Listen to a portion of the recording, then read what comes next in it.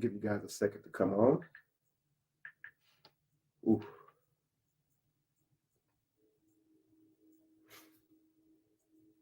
Pardon how I sound. Again, I'm a little under the weather, but we're gonna get this rocking. Hope everybody's having an amazing rise today. Let's see, Jamie, if you're around, can you bring me some cough drops?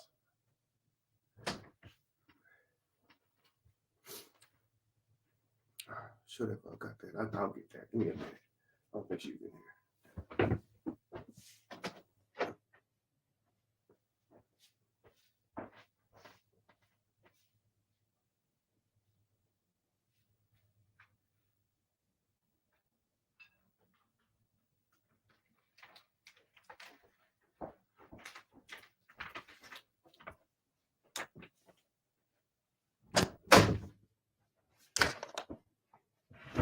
Okay.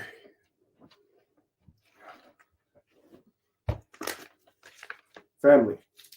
So a lot of you guys that watched the Emotional Terrorizer yesterday, did it resonate with many of you? I'm getting so many inboxes from married couples, from people who are in relationships saying, oh my God, this is so me. Men as well, men and women alike are saying that that it reminded them so much of them and how they argue, how their conversations break down. How did you guys feel about that that part one? Okay, I'm going to get into part two soon enough here, but how did you guys feel about part one? We're going to go into 10 more examples, and then I'm going to break some things down that I think is very important for us all to know and understand about the emotional terrorizer. Okay, for most of you guys, for a very few of you guys are thinking this video or this series is about a particular person. It is not. No, it's not necessarily cold in here, Cherie. I just like to look good for my audience. I like to look good for myself, so I like to present myself well. I'm very professional, so that's how my platform will always look. I will always be dressed to impress. That's just how it will be, family. Unless you just catch me on the fly just doing something, but in this type of format, I like to represent myself well.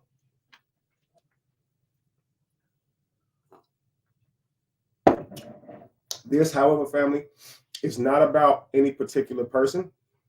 I have actually been teaching on the Emotional Terrorizer for about a year now. Thank you, guys. I said it's a good look. So I've been teaching on the Emotional Terrorizer for about a year now, family. All right, so I'm going to show you guys just proof of that. I want you guys to see this old video. This is a video of Jalen Rose being emotionally terrorized by his sister for selling a home that belongs to him. Now let's watch this video, family, and I want you guys to hear my talking points and how I'm completely consistent in the things that I say, okay? This is just an intro into getting into part two, okay, guys? So while you guys are sharing, letting people know that I'm here, go ahead and tag your friends and family, people who you feel like emotionally terrorized, who need to hear this. Go ahead and do that. And while you're getting them to the page, I'll be showing you guys this video so you guys can see that my brother's wife is not the basis of my talks. I have been talking on this for a while because I see that this type of behavior destroys our homes, our families. So keep in mind, family, I'm not entertaining you guys. I am not an entertainer, although I could be. I'm very talented in that regard. But I am actually speaking up for our ancestors. My platforms are about teaching. They always have been. And so that's what I'm going to be doing here today, family. Let me just get into it, okay? Watch this video, and then we'll talk about it. Let's just see here. I'm not going to play the whole video, but I want you guys to see that my talking points are pretty consistent. Let's go. Getting my summer stuff ready and trying to continue to be healthy, but then I got to keep dealing with this idiot and doing this foolishness. Do not go in my mother's room. Do not go in my mother's room. Do not go in my mother's room. Do not go in there. Don't go in my mother's room. Do not go in my mother's room. My mother just died last year, okay? And you bringing strangers all in here, Jalen Rose, to walk to your mother's house that you love so much.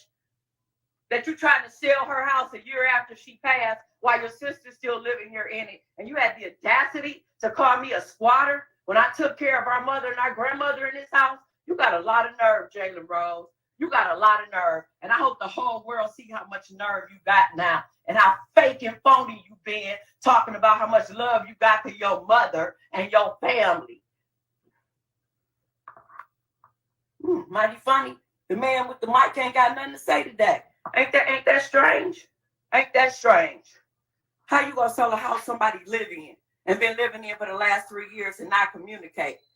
This what this guy is on. Wow. All right, family. So that, of course, is Jalen Rose's sister. Jalen is being just ran through in the media right now. They're saying that he's selfish, inconsiderate, misogynistic, narcissist, all this type of stuff. I hear her, and it's very moving what she's saying emotionally. It's very moving. Almost makes you want to agree with her. She just lost her mother just a year ago. I can only imagine what she's going through mentally. I lost my mother. That is not easy, but you know, Jalen Rose also lost his mother. You understand? Everybody's hearing this and they're hearing it as Jalen is wrong. But I really want to kind of talk about some of these things that she's saying, okay, family? This is not to deny that she's going through something traumatic right now, that she has to leave a place that has sentimental value, that she is probably taking it hard that her brother is having her leave this property, that he's selling this home that he bought for his mother. I can imagine that it definitely is weighing on her. You understand? But we got to deal with the facts of it, okay? The fact is, it is his property. And that's what's on paper. That's the facts. Now, the emotional things that she is doing can't really take away from the facts. Now, that's going to make us, of course, want to, you know, emotionally terrorize Jalen Rose by saying all these shameful things to him. You know, you're wrong, you're this, you're that. But truthfully, family, he is not wrong. That is his property, okay? Now, I want to say this real quick before I even hit play, okay? I believe in tribe, 100%. I believe that we should be working together and unified. And this would ensure that we have a better future, a more stable future. We'd be more wealthier in the future if we were to stick together, spend together, work together. Working together is success. Often whenever our family and stuff makes it big, whether that be like a ball player, I just say they come into a lot of money via their career. We often look for them to do things for the family. And I actually believe that is tribal. But I also believe it shouldn't be family members just standing there with their hands out, that it should be working with them. You understand? To elevate the whole family. So 100 years from now, you can see the results from that, the residuals from that. You understand? We cannot be off on an island by ourselves and expect to really be able to manifest a healthy community, right? But anyway, I'm going to play this video, and I'm going to break it down. Let's go. And get my summer stuff ready and trying to continue to be healthy, but then I got to keep dealing with this idiot. Number one, she's already insulting him, calling him an idiot. Yes, he's going to sell the home. No, she does not like it, but that does not give her an excuse to go live and publicly call him names like that. Now, guys, what did I just say? She doesn't like that he's selling the home. She doesn't agree with it, but it doesn't give her an excuse to use her device to go live and skew his reputation like that. It does not give her a right to call him an idiot, to start speaking negatively about her own family because they have a disagreement personally. So I've said all this before, family. I've said all this before. An emotional terrorizer will believe it's okay to go online and humiliate you. They believe it's okay to do that because they're upset. I've already said this is the number one sign of an emotional terrorist. They act, the way they act is not level to what's going on. He's selling a home. She takes it online and says that he doesn't love his mother. He don't love her. He's not a good person. He's fake. He's a phony. All these things to hurt his reputation because she doesn't like the fact that she has to leave out of the home, but she didn't buy the home. His mother has passed away. She believes that he should give her the home that he paid for. And if you believe that, that is a sense of entitlement, which is more so that you are narcissistic, which from ego, your emotions are disturbed because you believe that this home should be yours because he has a lot of homes, right? I'm his sister, right? And he should give me something. If you look at all that he has, why don't he give me something? Entitlement. If you look at all that he has, all that who has it? They have it. They do. See, take that up with your God. You say your God owns the cattle on 1,000 hills. Well, when you look at your life and you don't seem to have anything, take that up with God. But the other human beings around you, they are not your God. They're not. They are not your God. They are not your saviors. Who are you to hold them accountable in this world for saving you when you have a savior that you say you believe in? When you yourself is your own savior to get yourself out of your situations, you need somebody else to rescue you. And if they don't do it, oh, shame on you. You're a horrible person because you made it out and you won't take me with you, even though I'm not going to do any work. Let me shame you for this now. You're a traitor. You're a sellout. You turned your back on your family. I.e. shame, shame, shame, guilt, guilt, guilt. I'm going to continue. You understand? This is her brother, after all. Show a little respect, right? Show a little dignity. A Because little you have a bit, at least. disagreement doesn't mean it's the time now to go online and terrorize each other with accusations, trying to ruin their reputation, trying to ruin how people see them. You understand? If you're going to have to move, that may just be the verdict, but why try and destroy him in the process? That is not good. Even if she's emotional, that's... Now, remember when I told my brother's wife, if you guys are going to separate, just do that. If you said you want a divorce, just do that. But trying to destroy him in the process, it points a lot to who you are as a person. Okay, when things are not going my way, I would destroy the whole thing. Again, sense of entitlement. Just so we all know, when we die, the world continues to spin. Humble yourself. One of the consistent things with an emotional terrorizer is a grandiose sense of self. With that comes entitlement, ego, inflated due to this sense of entitlement and grandiose sense of self. So anyone who doesn't give you the validation that caters to that ego, you break down and begin to destroy and point fingers and criticize, because in the moment that you're talking to a emotional terrorist who has this type of ego, the thing that you're saying that's really confronting their behavior, you confronting their behavior and showing them where they went wrong, actually makes them feel pain inside, family. It actually makes them feel like you're insulting them, even though you're just talking about the behavior that they did. You didn't insult them. You didn't say you're ugly and you can't read good. You said when you did this thing, it caused me to feel this way.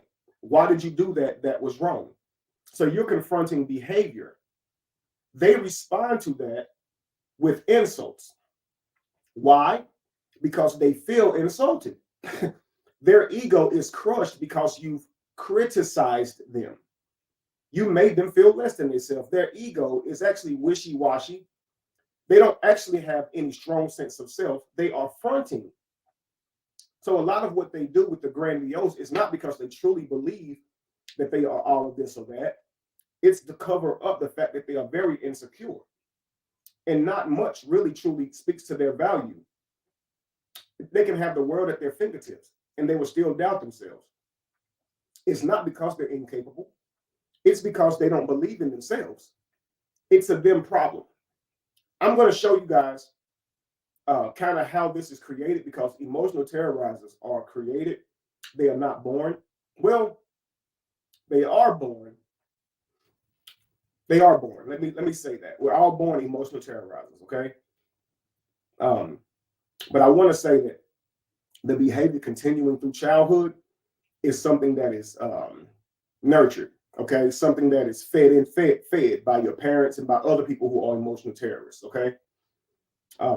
I'm going to break that down with clarity. If that sounds a little bit confusing, forgive me. Part of what you're hearing right now is I don't want to dig into my message too quick, and I don't really want to say it because I don't feel like it's the time to say it just yet. So let me just get to that point. Let me play this for a moment, so you guys can hear some of the other points that I make and see that this is long before my brother and his wife's breakdown in their relationship, public breakdown in their relationship. You guys will see that I've been speaking this way about these types of issues because I find that these are what is ultimately destroying our communities. Okay?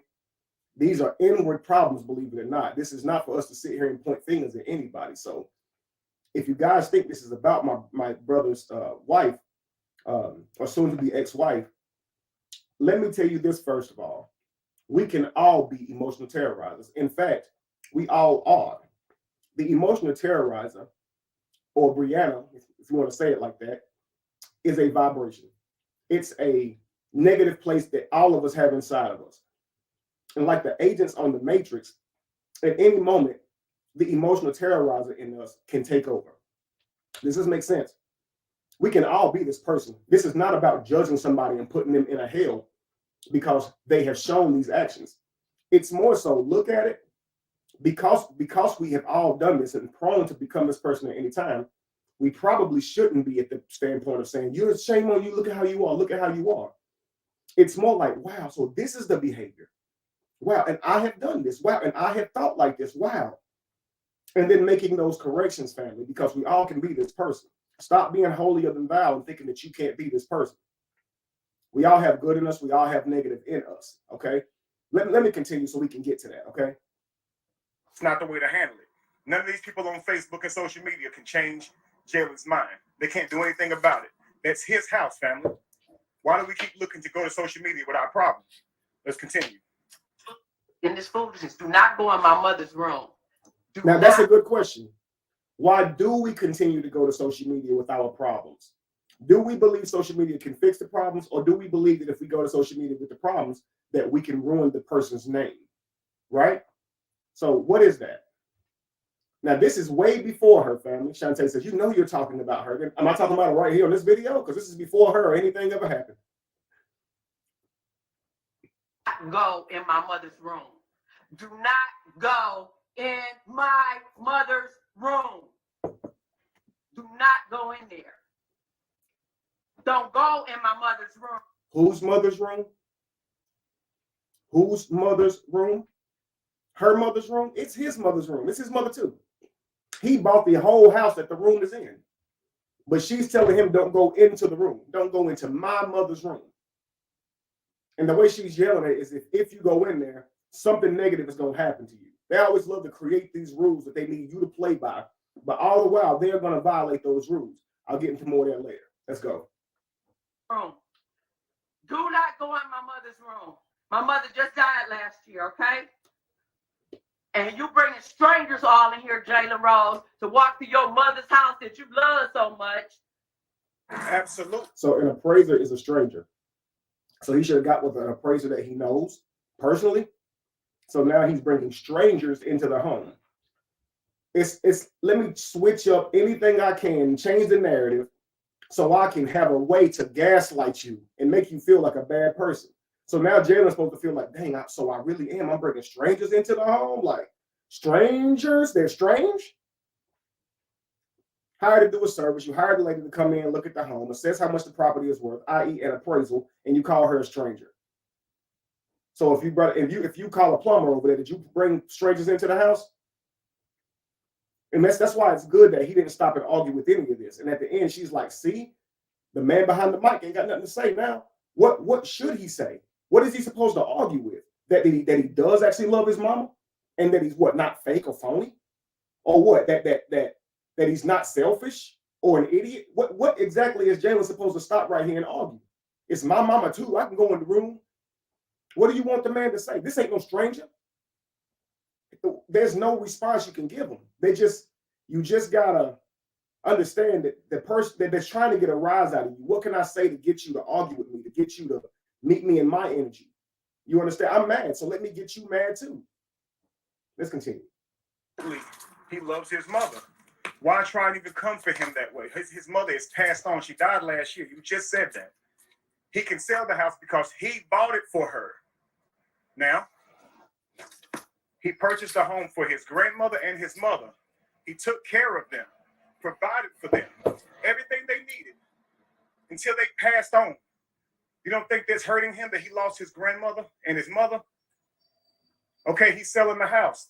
They're no longer here. It served its purpose. What do you mean that he claims to love his mother?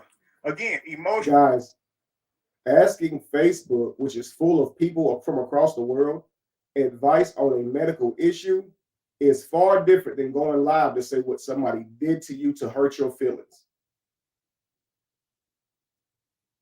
Do you not see the differences?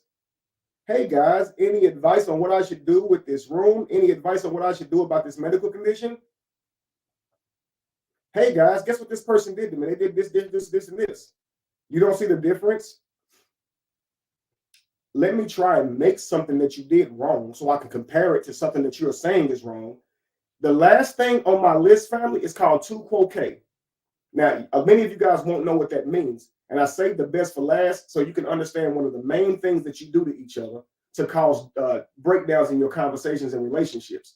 2-quo-K. And people will go to any extent of the world to try and YouTube in a situation instead of accepting responsibility. This is one of the main things that keeps us from accountability and growing with our partners and listening and learning from our partners. 2-quo-K. Okay? Stay tuned for the last main reason. Well, because I'm giving you 10 more examples or tactics of the emotional terrorizer, and the 10th one is going to dig into 2-quo-K. So I don't know what you guys have to do today. Try and hang tight though so you can see that last part. Okay? Let's go. Emotional terrorizing. He owns the property. It's his deed. He paid the money for the home.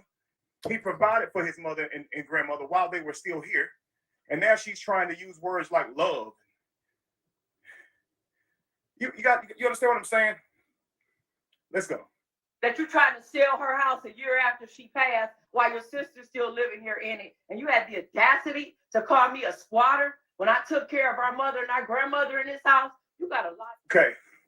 So if she lived in the house rent-free, taking care of her mother, and the mother passed a year ago, she said, you trying to sell this house after your mama died, a year after your mama died, with your sister still living in the house. So why is she still living in the house? Can he get credit for giving you a place to stay in for a year? He don't get none of that, right? Instead, he gets torn down. For why only a year? That ain't long enough. Do you understand how she's flipping this on him? He did a good thing by allowing her to stay in that place for a whole year. But no, now she flips it to where he's doing a bad thing by selling it after only a year with his sister still living in the house because she never left. So this person is always going to flip the script on you and tell you that they're wrong is actually you're wrong. Is this making a lot of sense to you guys, family? Let's continue. She took care of her mother and grandmother in that house. Thank you so much for taking care of your mother and grandmother, but that is your mother and your grandmother. Right, that's her mother and grandmother. But she's telling Jalen that she took care of his mother and grandmother as if it was a favor for him. What did he do for his mother and grandmother? He bought a place for them to live in their older age. He bought them a place. That's what he did for his mother and grandmother. What she did for her mother and grandmother was stay inside the home and care for them. You both were great children to your mother and grandmother. But now, for some reason, let me talk junk to him as if he offered no contribution. The only reason that the mother lived in the home anyway is because he bought the home with the money he earned. And now he an asshole. Right now, he a bad person.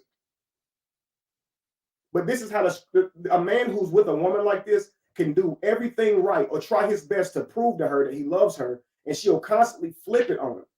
A woman with a man like this, she can do everything to show him that she's loyal to him, that she trusts him, that she's there for him.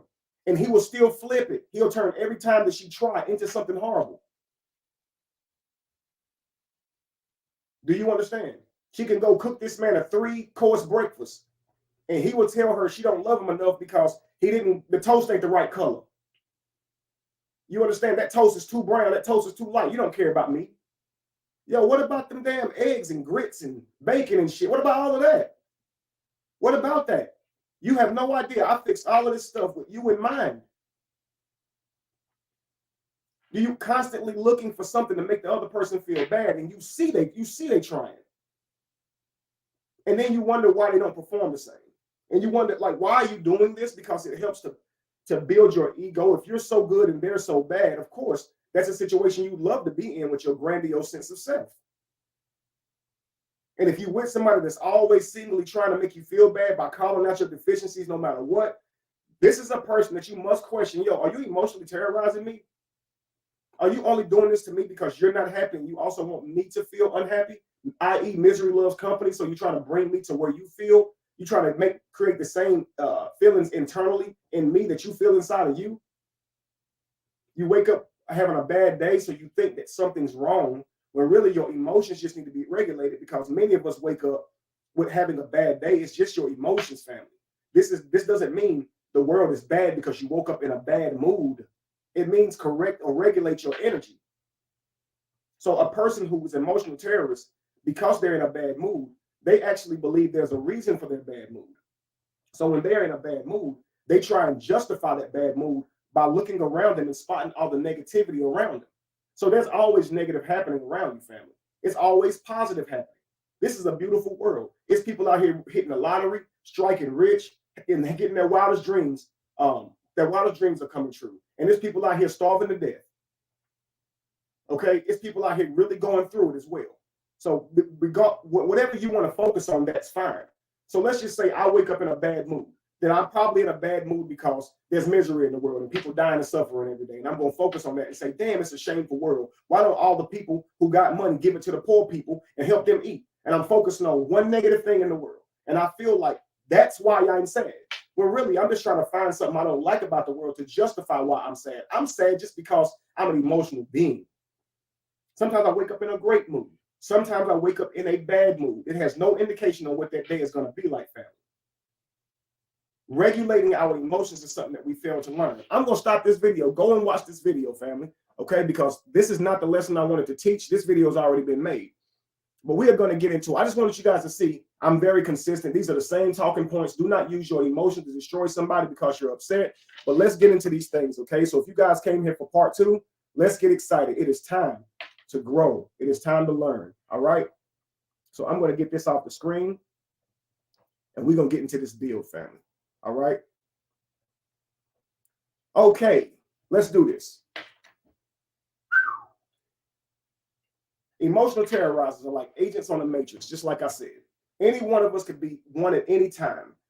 You ever seen on the Matrix when just a normal person sitting around, all of a sudden they go, and all of a sudden they're an agent, and then they'll start shooting at you, right? And it's hard to get away from them because every person that you come around turns to an agent.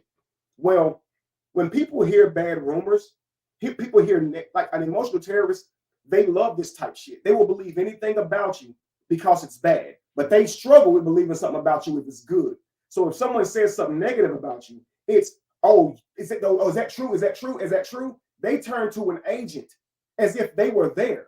They turn to an agent as if they can sense it. And it's only because emotionally that taps into them. They love negativity. They feed on it, family. Don't take it personally, okay? These people love what's the hip hop? What's it called? Obviously, as you can see, I don't even watch that stuff. I don't even take it into my system. But what is it called, guys? Hip hop. The Love and Hip Hop. All right, Love and Hip Hop, and then all these other reality shows where people tend to argue with this type of thing. They treat each other just like this. Okay, they watch those type of shows. They watch all of this stuff. They're Love and Hip Hop, right? They into all of that stuff, or that stuff is into them. See, their diet, what you consume becomes you.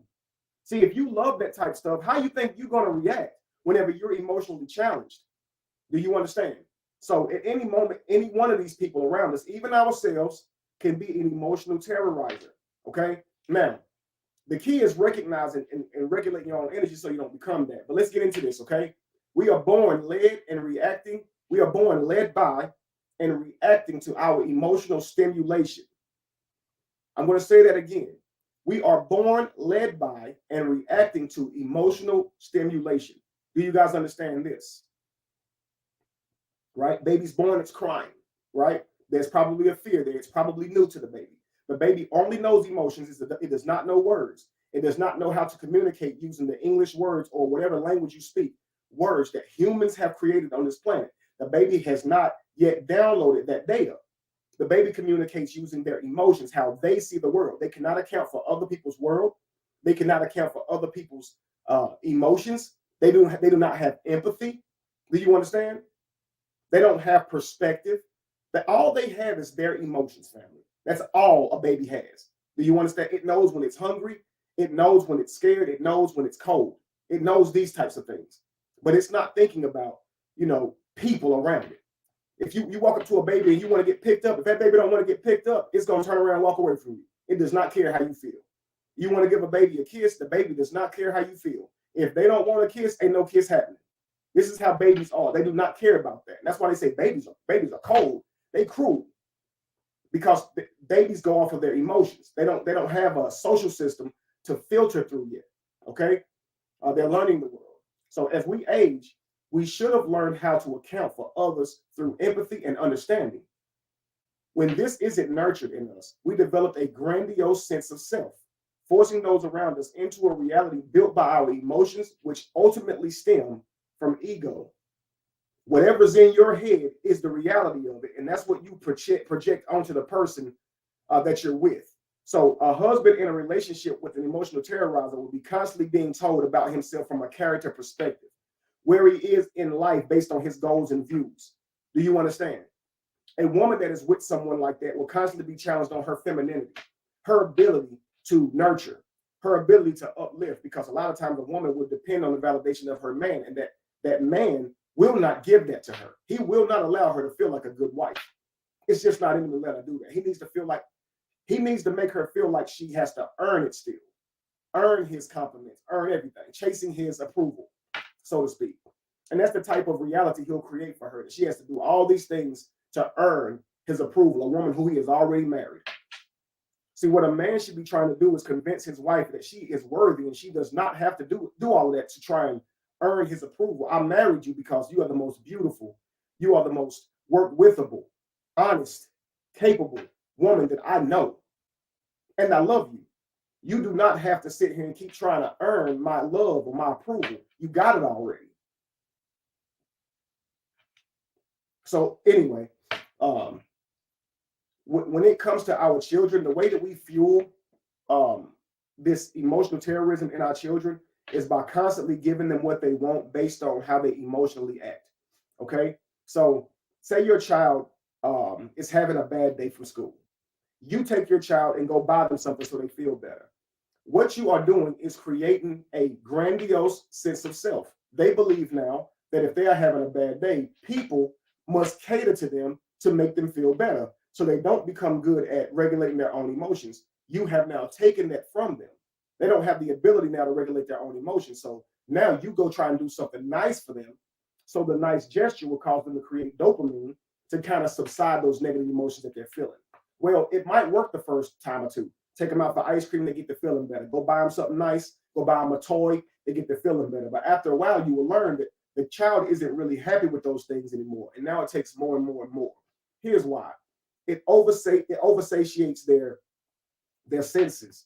Okay, that thing that makes them feel dopamine at first is not going to keep making them feel dopamine, family.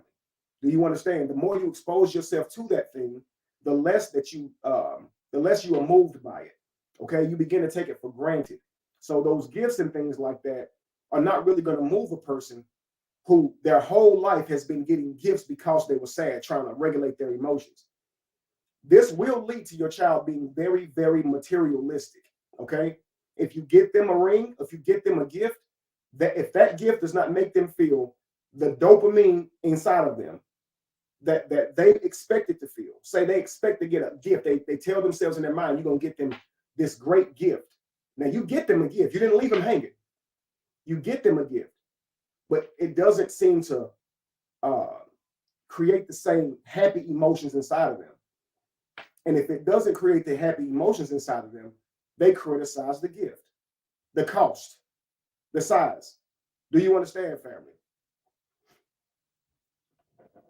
Is this making sense, family?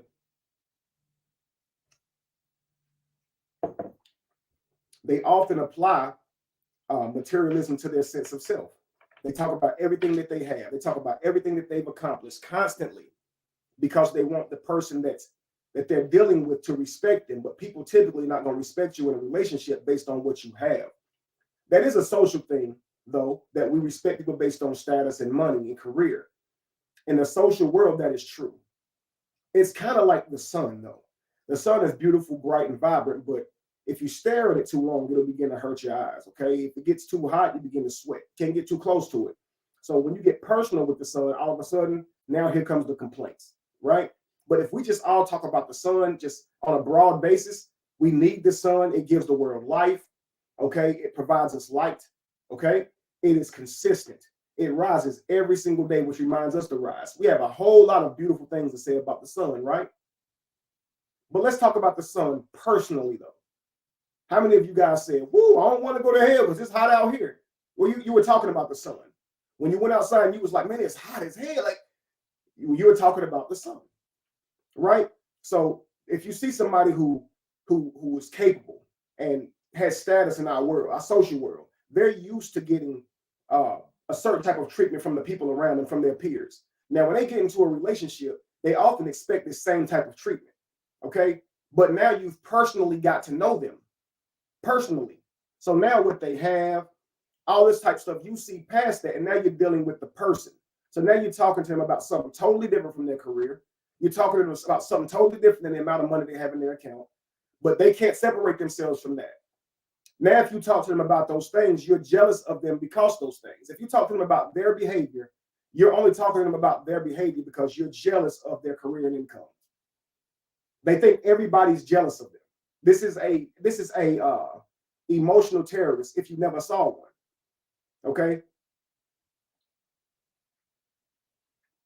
Is this making sense to you guys, family? My degree is in people. I understand relationships, family. So let's do this.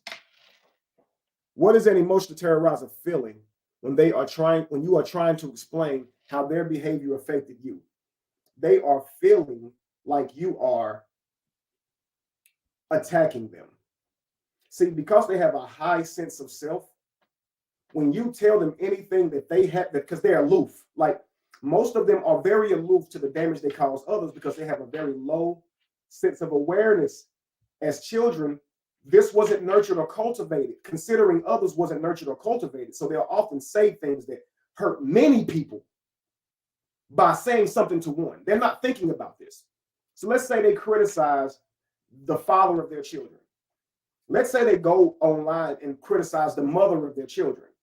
They are not thinking about all of the children in school that's going to clown their kids, okay, for the shit they're saying about the mother or father of their children. So if he goes public and says, her coochie stink, he is not thinking about those children at school who's going to tease his daughter or son about what his dad or what their dad said about their mother.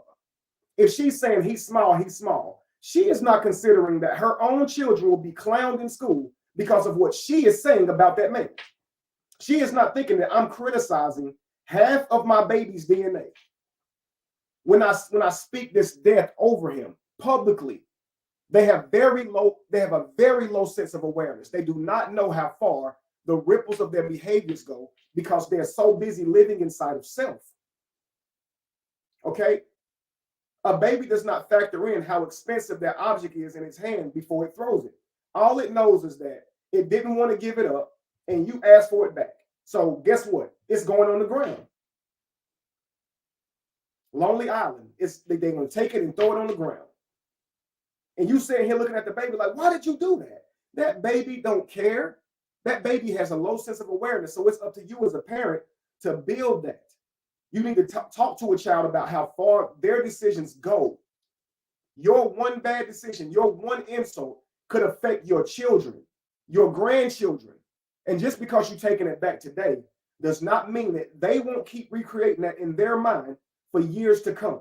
So when you tell your child they ain't shit, they ain't never gonna be shit, or you tell their father that, then you're telling their child that they daddy ain't shit and ain't ever gonna be shit. So who are they if they half a ain't shit?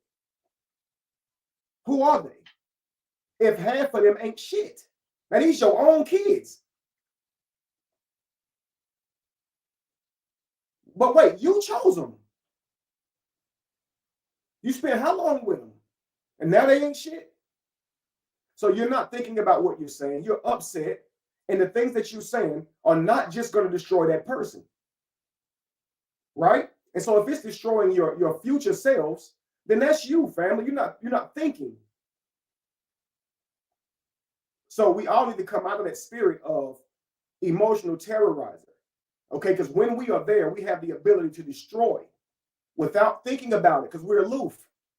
So when the person that you're with, because you've just been emotionally living your life thinking about you, because you weren't raised to nurture empathy or consideration for others, or that there's other people around you who might be hurt by that thing you just said. Like you call somebody fat when you with a fat person, or you call someone broke who has more money than the people you calling them broke to. Then what do you think about them? Do you understand, family?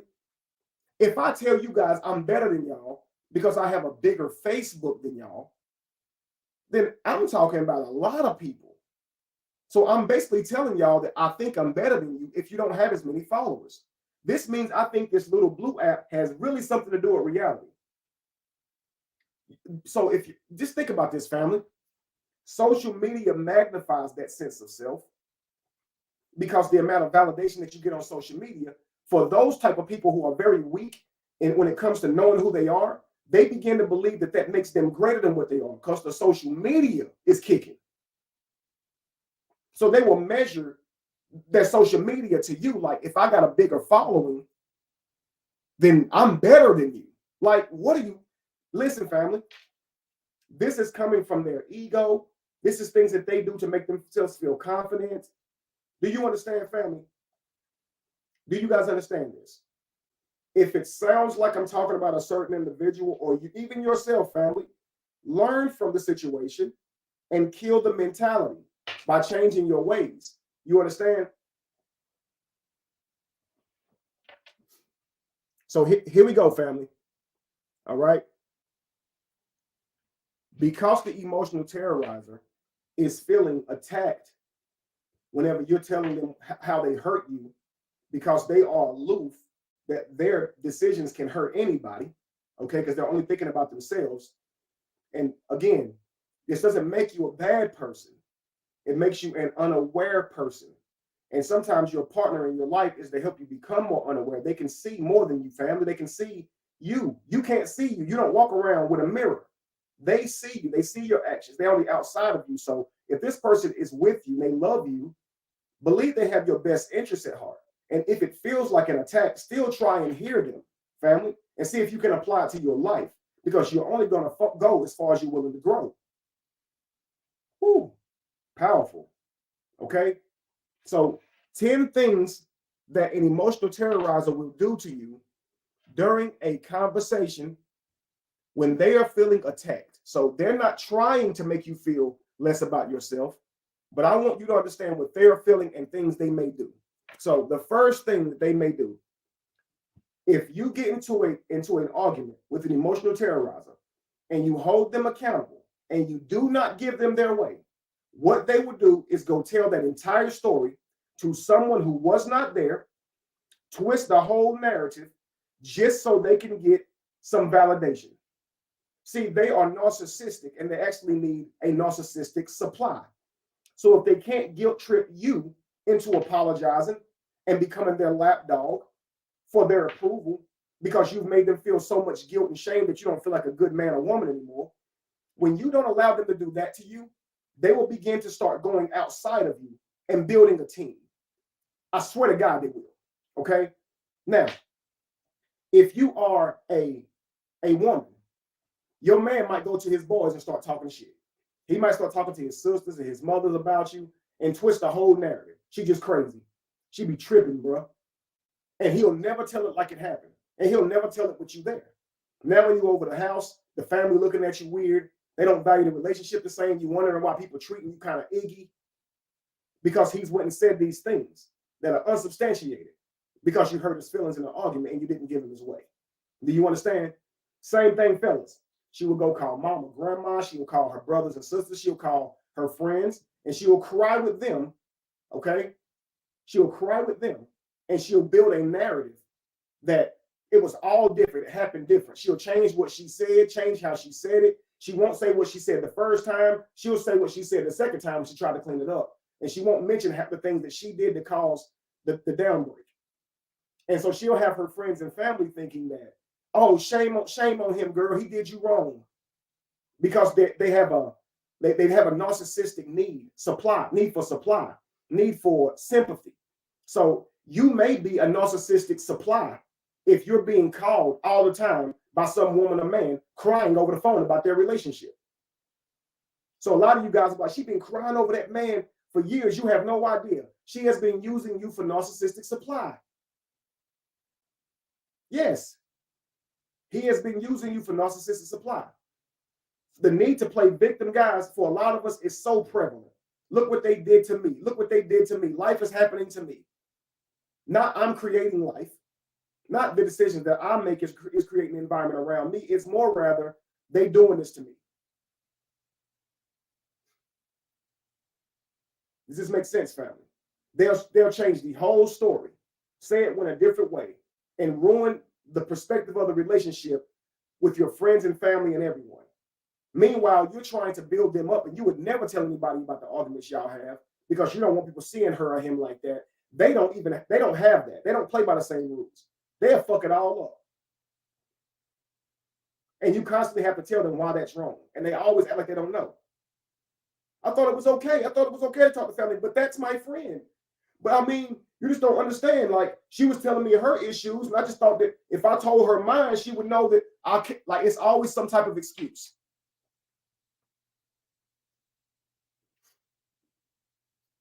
Okay? Two, they will speak negatively about their spouse when they are upset with them. Two other people now. Now, I didn't say take a story and go change it up. This is not the first one. I mean, just go out of their way to say something negative about their spouse. Even if it's just in passing, which gives the person they're talking to a reason to suspect that there's a problem. You see what I'm saying? But it's very difficult for them to build you up to those people, but instead they'll talk down to you. Do you understand? 3, I don't think that one needed much diving into. 3, it is truly difficult for them to give their spouse a compliment.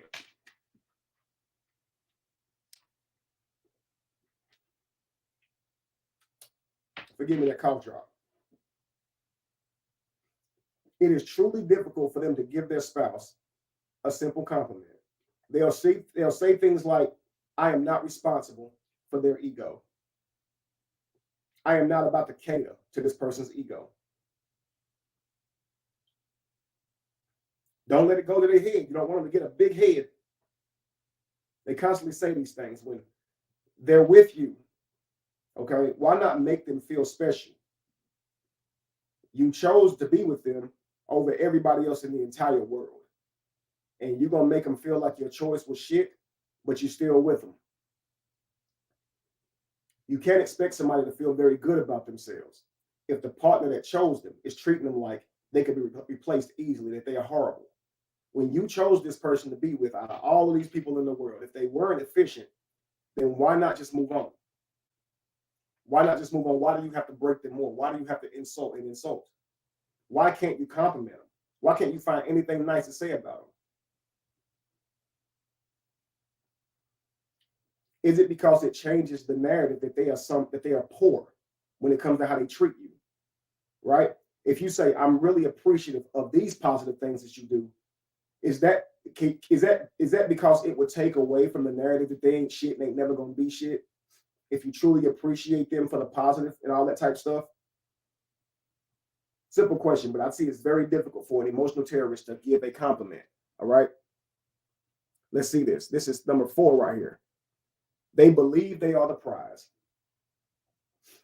They truly believe that they are the prize.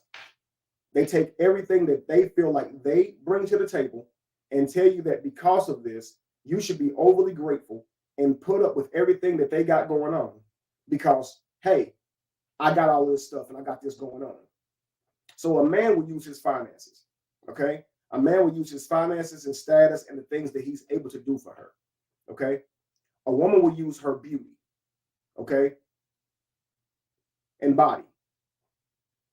Do you understand? When nobody should be thinking that they are the prize.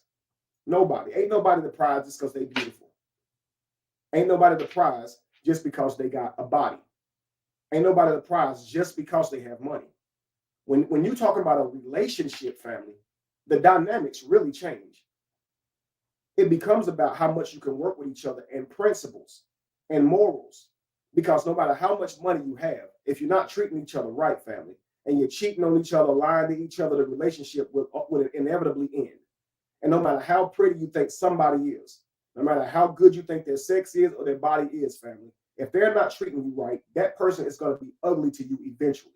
You'll start seeing them as ugly. Your stomach will turn when you're in the same room with them or you think about their actions. And then you will understand that true beauty is not external. You understand, family? Because that person will begin to turn your stomach. That same person that you found was attractive.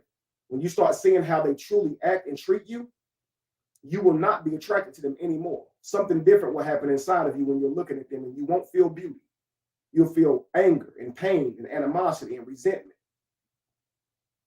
Do you understand, family? How about both of you are the prize? How about that? You both are the prize for the child.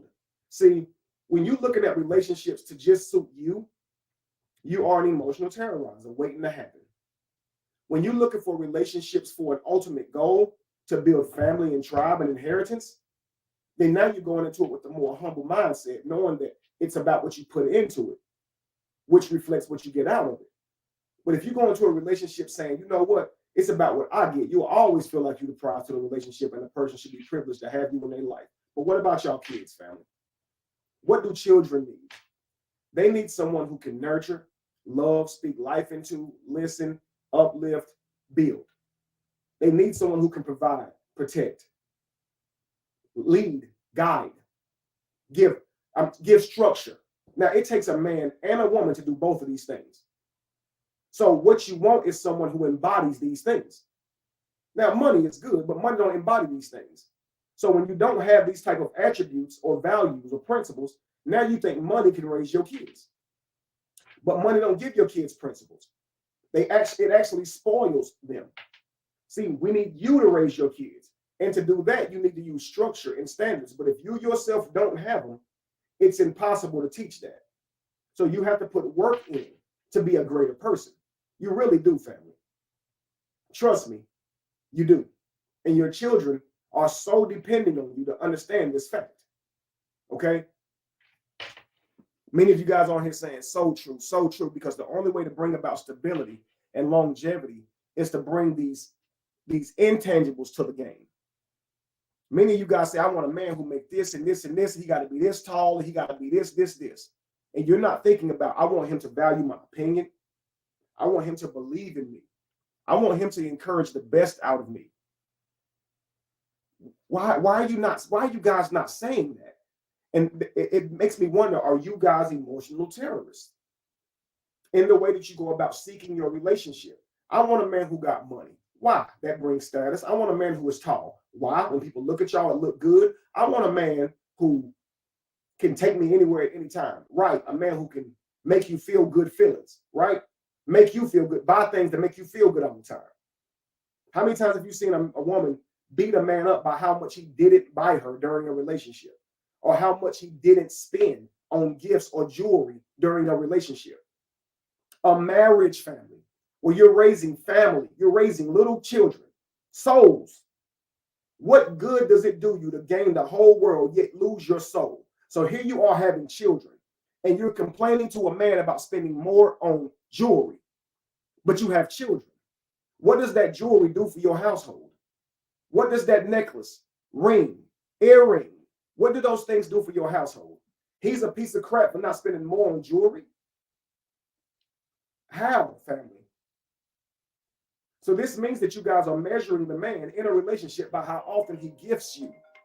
How often he gifts you, family.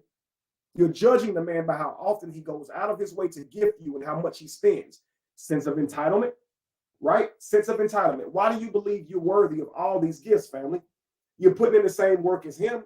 Y'all both in a relationship, building it for the sake of the kids and your gene rations, your generations. Your genes are rationed between each other, and you're trying to cultivate a healthy environment for your gene ration, your you in the future. But you worried about jewelry? Materialism is destroying us, family. We're oversatiated. Buying us gifts don't make us happy no more. That feeling comes and goes because we're used to that. When principle should have been what's earned. You keep buying your child what they want, before you know it, nothing you buy them will make them happy. You now spoiled them. That's what this means. You raise your children with structure. You don't just give them stuff because you got stuff. Okay, family? Believes that they're the prize. Okay, let me see what that is. That was, let's see, 1, 2, 3, 4. He goes 5. Constantly holds status, money, success over your head to reduce your sense of self-worth. They constantly hold status, money, career. They constantly hold these things over your head to reduce your sense of self-worth. So if they know where you want to go in life, they'll use the fact that you're not quite where you want to be in life to reduce your sense of self-worth. You understand? Like, they'll remind you that you're not where you want to be, and they want you to feel like a piece of shit because they're reminding you of that. Do you understand? They constantly call that out. You ain't accomplished this. You ain't accomplished that. You don't have this. You don't have that. They want your well-being to be linked to your career. They want that because that's one of the ways they can hold you back, because they know what you love about yourself. They know what makes you feel competent. So they'll constantly attack that. When life is a journey, it's actually not about what career you maintain. It's actually not about how much money you have in your pocket. It's about accomplishing and fulfilling your destiny, family. So somebody telling you that you will never amount to anything, and at the same time say they believe in a God who is faithful to finish what he starts. Do they believe that God can't do anything for you, that it's a lost cause? The same God they serve? They're telling you you ain't shit, but that same God that made them made you.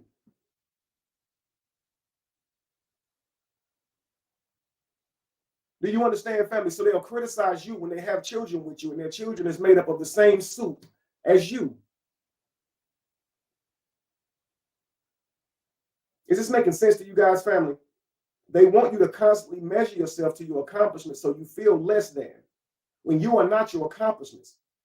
Your life is a journey. You should always be trying to become more spiritual, more mature. And this ain't about money. So you may sacrifice some money, because if you sacrifice maturity and gain all the money, you'll lose all the money, family. Your character will be shit. Your ability to save will be shit. Your ability to understand what to do with that money will be shit. So if your life changes immediately and you have a whole bunch of money, you'll just go spend it all on things. But if you understand money, the last thing you would do when you start being wealthy is to go spend it on frivolous things. Okay, family? You would spend it on assets. But if you give someone something that they're not used to, they'll use that money to make themselves feel better. They go buy a whole bunch of stuff. Is this making sense? They typically will have a whole lot of toys or cars and stuff like that. And it's not wrong to have that type of stuff. Don't get me wrong. I'm not saying every person who does that is an emotional terrorist. I'm saying people who seek joy through that stuff because they can't find it within themselves. Okay? If you guys are religious, then you truly believe that your soul is mostly important. So whether you die rich or poor, then that's not what God is going to confront you on, right? God will be confronting you on how you treated people, right? How you loved people, how you did the will of God. And this is for you guys who believe in religious literature. Now, I don't. However, I still do believe that we do have a higher sense of purpose, and that we are here to make the world a better place. And we should learn from our environment and our experiences on how to do that. Not necessarily refer to a book, but we have different frames of mind. I'm not here to criticize. I'm just letting you guys know I have a pretty different worldview, but I'm saying for most of us, We're Christian. We apply to some type of religion, but the way we act is if there is no God. We're telling people they ain't shit. We're holding people according to their goals and dreams, trying to make them feel less than. Okay? Somebody says, Kevin, you're bringing out some very good points. Thank you so much, Rebecca Christine. So hang on, here's 6. They have a very low emotional awareness for the damage they cause others. Now, I spoke a little bit on this earlier, okay? But they have a very low emotional awareness for the damage they cause others, but they are very heightened when it comes to the damage that they feel. So they're constantly trying to hold you accountable to the emotions they feel. However, when you speak to them about the emotions they made you feel, they have no clue in the fucking world why you would feel that way. And ain't nobody in the world would feel that except for you. And you can ask them in a million different ways. So if I did this exact same thing to you, you wouldn't be mad. No, I wouldn't be mad. I wouldn't care. If you do that exact same thing to them, they will be mad. Okay? In my past, I've had these types of relationships, family, where you do it. I would do it just to see if they would get mad. So I would say something similar and watch them immediately get mad. And when they would get mad, I would say, see, I did that on purpose to show you would get mad. And they don't go, you know what? You got me. You're right. When you asked me, I didn't think it would make me mad, but it certainly did. Instead, they'll go, that's not right to do that. You playing games. And you're like, so I can't prove to you that you would get mad, or you're going to try to make me feel bad for it, so you won't have to be accountable. You're not going to say it would make you mad, so you don't have to be accountable. When I prove it does make you mad, now I'm an asshole for playing games. Okay. Right. They are very good at knowing when they are hurt. They are aloof when others are. They have no empathy. Okay? Often the things they are shouting at you are the things that they do. Okay? Let's go. That was 6, I believe. I keep losing my place. 7. Their apologies seem to lack the same passion as their insults, and they expect you to just get over it because they said, my bad. I apologize.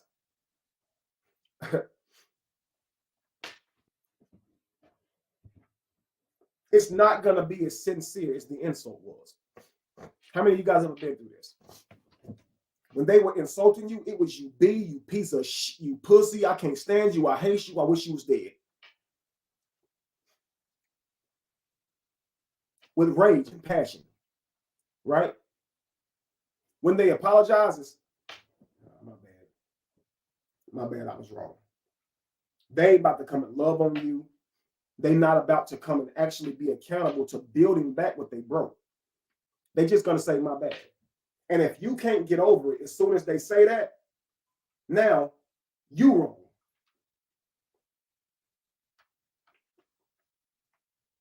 You're looking at them like, why is it that you're so calm and professional when you apologize? And you apologizing like you work at Chick-fil-A.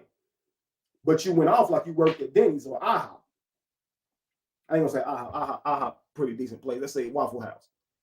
You went off on me like you worked at Waffle House after the club. But then when you apologize like you was working at Chick-fil-A. Why? Why are you so calm and professional now when you apologize? And where's this passion at? Do you understand? All right, family. So here's another one. This is going to be 8. After admitting wrong, after finally admitting wrong, after days and days of arguing and back and forth, finally, they become extremely lethargic and unproductive, won't go to work if it's a man or woman. They won't clean if it's a man or woman. They will not shower even if it's a man or a woman. It's as if they completely shut down. When you hold them accountable and you will not let them weasel out using their emotion, and it's all the way down to putting the whole relationship on the line. And they have to damn break or bend. And they bend a bit to come up off that shit. Because they really realize that they can lose you in that moment. When this is settled in for them, those next few days, you're not going to have a husband or a wife. It's almost like they're punishing you with lack of productivity. But here's what's actually happening. they are depressed because you damaged their sense of self, and they actually don't have any energy. Their energy goes. It dissipates as if somebody, Shane Sung, sucked the soul out of them. Pause. Do you understand, family? They have no energy. It's as if damn Rogue from the X-Men is giving them a shoulder massage.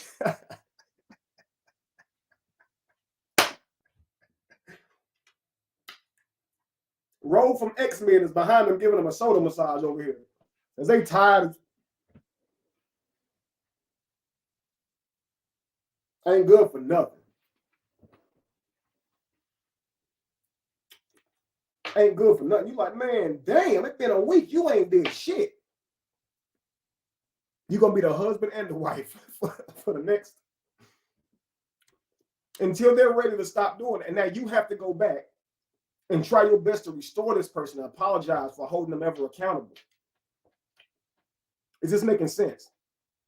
You have to go back to them and apologize for even holding them accountable and tell them how much you love them. And you have to, it's like a child, family.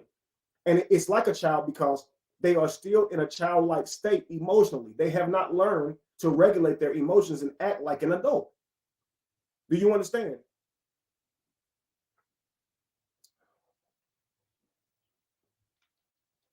Bridget says your apology needs to be as loud as your disrespect. Absolutely. And it will never be. They will make excuses on why they shouldn't have to apologize. That apology shouldn't be equal to that disrespect. For example, if they publicly humiliate you, they will not publicly say, I was wrong, I lied, I shouldn't have done that. They won't do. If you want them to do that, give it up. They will never do that. Ever. Why? Their ego is dependent upon them not doing that. If they have to go public and say, I was wrong, they will go kill themselves. I swear to God. Their ego is so built on being right and never doing anybody wrong that if they have to admit it, they'll almost not even want to die. I mean, not even want to live. They'll start. I promise you guys, it's a very sick place to be in. And they'll even mention that to you, just so you won't want the apology. They'll try and convince you that they're on the edge of doing something harmful to themselves. So you won't try and get them to be accountable. So they'll try and control you with their weak sense of well-being. They'll try to control you with their emotionally weak tendencies. They want you to fear them because of what they might do if they get too emotional. And they'll even warn you. I don't even want to live because what you're doing to me. You make me want to hurt myself. You make me want to, and you'll be like, I don't even know what to do or say because I don't want them to hurt themselves, so I can't respond. I can't really say nothing because then they keep saying they're going to hurt themselves.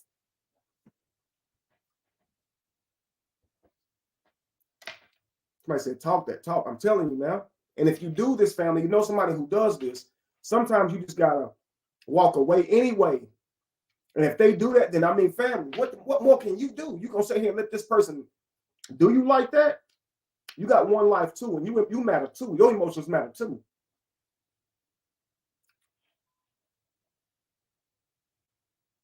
So let's go. Next one. 9. When you are being celebrated or recognized, they will often snatch or usurp that moment from you with a complaint. Let's say you're being congratulated for something, recognized for something, acknowledged for something.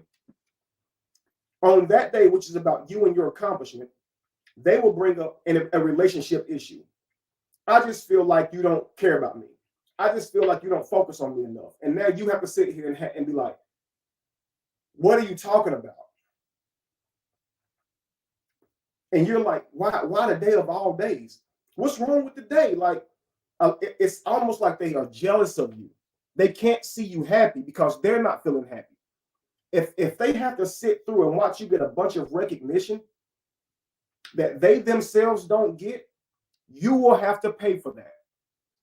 A man with an emotionally terroristic wife, if he get an award, he better get on stage and say, I owe it to my wife. If he does not do that, she will say, why didn't you speak of me?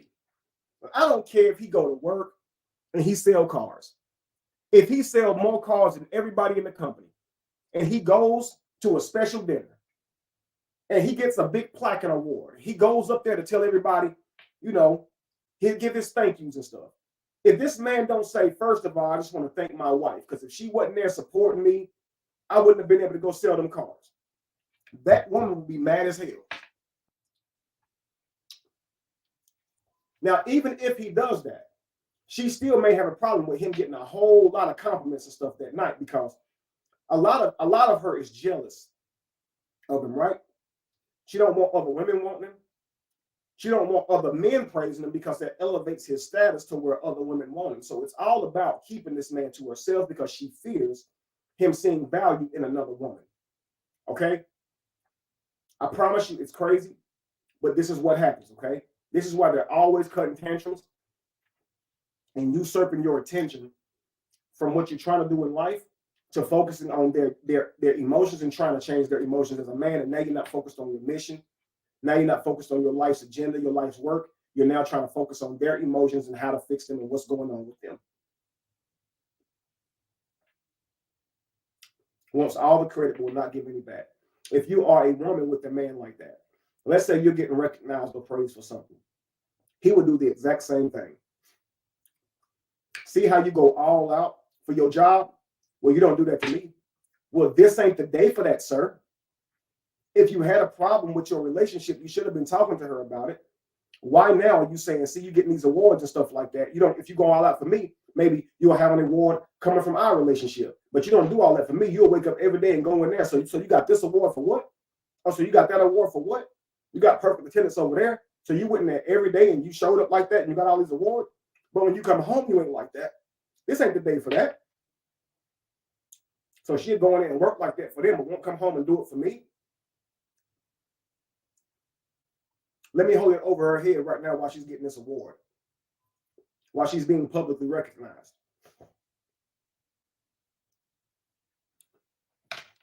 Okay? I just feel like you don't value me. I just feel like you don't take the time. I just feel like you don't pay attention. I just feel like, right, you feel like making their mental your reality. They'll never see your worth. You're absolutely right. And last but not least, family, tu quoque. Tu quoque. Now, that probably is a little bit difficult for a lot of you. And I'm not trying to be funny. Just a lot of you probably not aware of these words. So I'm going to show you guys something, okay? Tu quoque. T-U-Q-U-O-Q-U-E.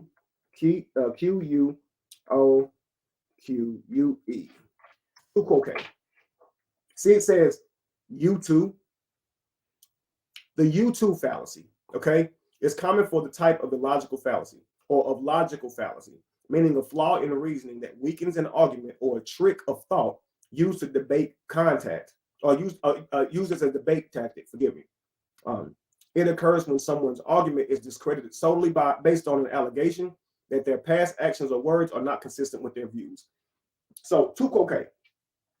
You go to a person and say, when you did this thing or said this thing, it hurt me.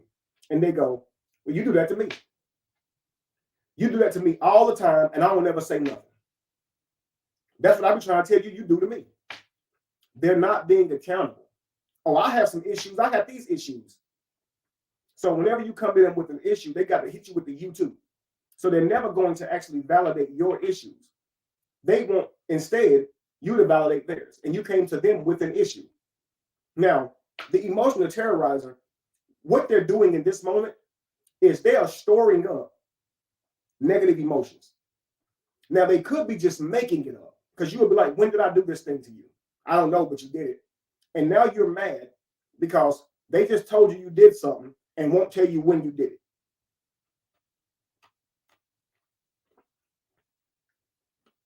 They've never answered to the thing that they just did that you're talking to them about. Instead, they just say, you do it too. And you say, when did I do that? I can't tell you when, but you do it. You're not validating them at all. You understand? You too, you too, you too, me too. I got this going on. I got that going on. I told you guys I call this, let's see here, octopus ink.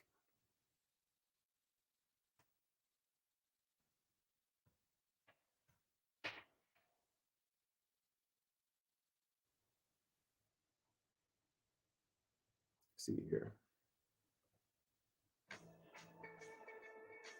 Let's say you're a Siamese octopus and you don't care for the burgundy red color of your skin.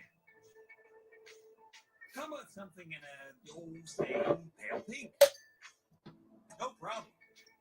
Done. You just expand or shrink the millions of pigment cells, or chromatophores, in your skin to instantly change color. You can also use tiny muscles in your skin to change its texture. I want to find one that shows you guys the what that looks like.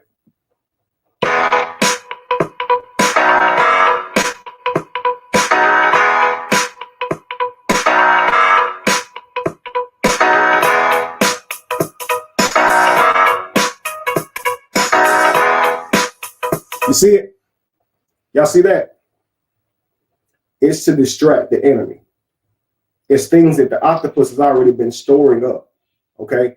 So whenever they're confronted, they spray this ink so they can get away and protect their self, their sense of self. So they can protect themselves. So they leave all of this stuff for you to deal with. So you can't get them.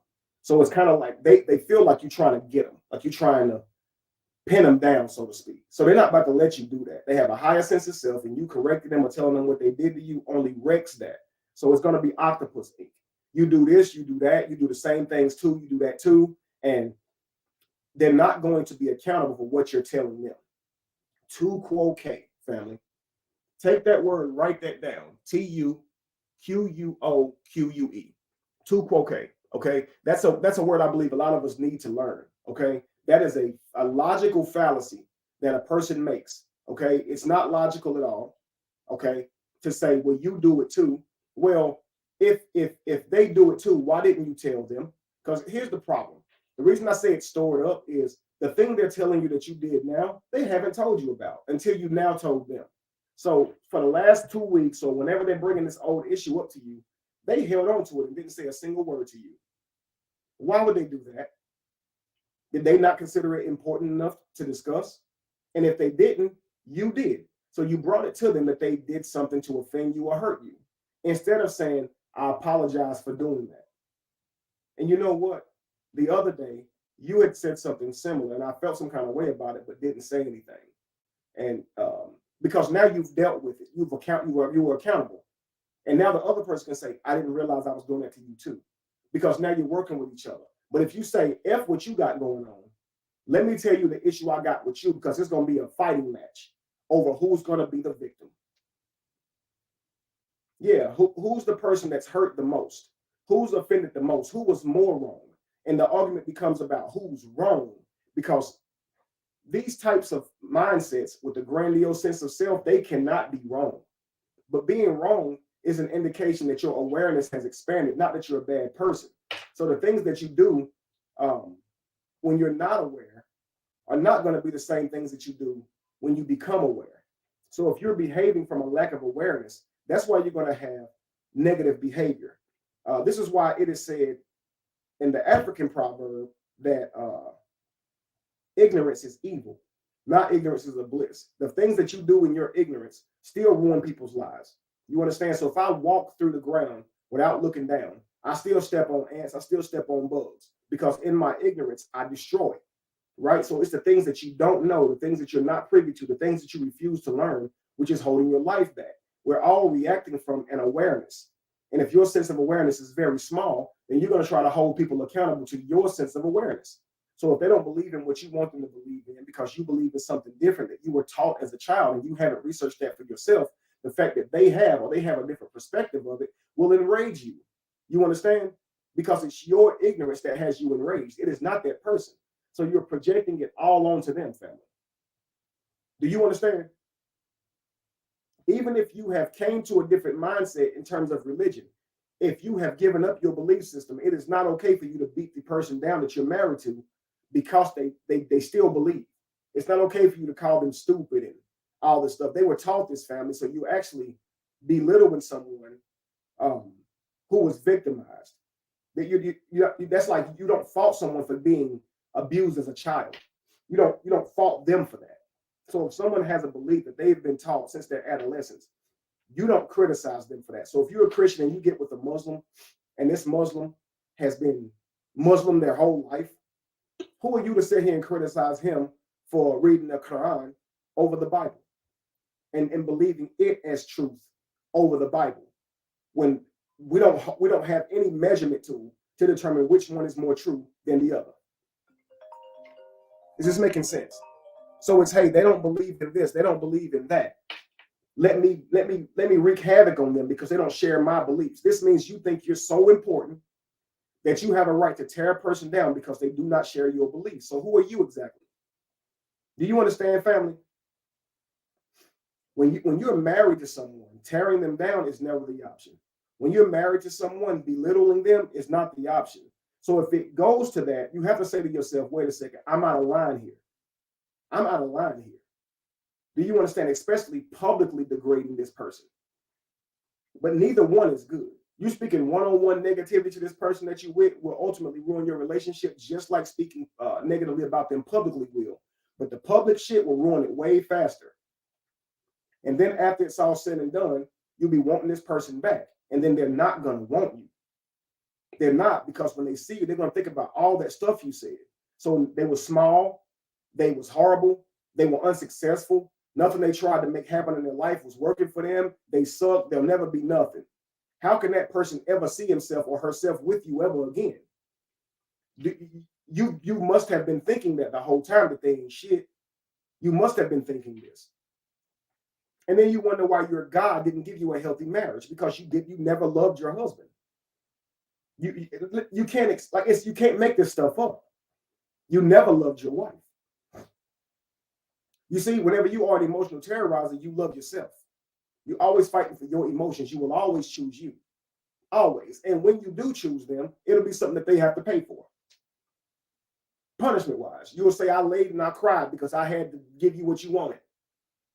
There's no sacrifice for these type of people. It's all about how they feel. And they don't understand the world without their emotions. So you have to understand these people have not grown up with the ability to regulate their emotions, because it wasn't nurtured or cultivated by their parents, and it's damn sure not going to be nurtured in the school system. You know, the prison wins whenever we go out here and throw our lives away, making bad decisions. They didn't teach us how to be angry yet sin not, how to not emotionally react. Do you understand, family? They didn't teach us how to be accountable and how to be better by being consistent. They didn't teach us those things. And so we need to learn that. Again, my whole point of this is to say, I don't know if you guys are sitting from the opposite side saying, I know somebody like that, I know somebody like that, as if you don't have any of this stuff in you. We all do. We've all displayed some of these tactics, okay? We all still display these tactics and will continue to. Because becoming an emotional, mature person takes a lot of practice. A lot of practice, family. A lot of practice. I'm telling you now, because we are so immature socially and emotionally, whenever we're having conversations with our spouses, this is what leads to the breakdowns. Little things, nuanced things that people say and do to each other, disrespectful things that make each other feel less than. I'll give you guys an example. I spoke to you guys yesterday about creating fear and not using fear to control. How a man can look at a woman like he's about to go upside of her head, right? What? And kind of control her mental state and control what she says next, okay? Now, he's not doing that to punk her. He's doing that because he felt highly respected, and that's just a look he makes. That's his aggressive look, okay? But it's not healthy, so I would ask all men to consider mastering man frame. Try and not make those type of faces and frown up and scowl so much, because it actually does a lot internally to that woman, okay? If things were to take off and go in a negative aspect as far as physically, she knows she doesn't stand a chance for the most part, okay? And that's going to create a very scary feeling inside of her. So try and be careful, man, not to put this energy on her by giving her those types of looks. Ladies, one of the things that you guys do in a relationship is you guys can make looks too. And your look can be very nonchalant, like what he's saying right now don't matter. He'll be talking to you and you'll be looking somewhere else, like rolling your eyes, popping your teeth, doing a whole lot of what I call weird shit, right? Instead of actually focusing on the person that you say you love and are working with, you'll be looking somewhere else, pretending to not hear them, acting nonchalant. And when the person gets upset about that, you get mad that they got upset about it and try to justify it and say the reason you're doing that is because of something they did. I'm telling you now, if the man is looking at you trying to talk to you and your face is all like just doing stupid shit, he's probably going to feel disrespected. His tone is going to change because different chemicals got created from his brain, probably some adrenaline. This causes the voice to deepen on its own without him trying to. It causes the tones to elevate, even though he's not trying to. And now all of a sudden when that happens, it's, why are you yelling? Why you raise your voice? Your raising voice done something negative in me. Well, you need to understand that your look to him caused negative emotions inside of him. And now he's fighting for respect because your look disrespectful. And then you're saying, well, why are you looking at my face? Well, you looking at his. He ain't even allowed to look at your face. Why are you not looking in his eyes, paying attention to what the man is saying? Why are you not trying to build with the man? Why are you doing all this weird shit? Is it because you're trying to start an argument? Because now he doesn't feel you respect him. And now after it calms down, I was just mad, but now he got a wife who will sit here and insult and act stupid whenever he's trying to talk to her. He got to sit here and contend with that. Still go tell people she's a good wife, but knowing he got an emotional terrorizer at home and he's actually scared that one day she's going to try to ruin his name. One day she's going to ruin his relationship with his children or try and take them from him deliberately. Do you understand? And now he's trying to forever jump over every hurdle that she creates because he doesn't want the worst case scenario to happen. Do you understand that? A woman in this state, she is in constant fear that this man may snap and harm her, harm other people, harm her family, say and do things behind her back, go live, do a lot of emotionally terrorizing things. So she will allow herself to be kind of leashed by him, controlled by him, because she doesn't know what he's going to do. And a lot of these emotional terrorists, what they do is they act completely unpredictable. How they respond will not be adequate at all to what is happening.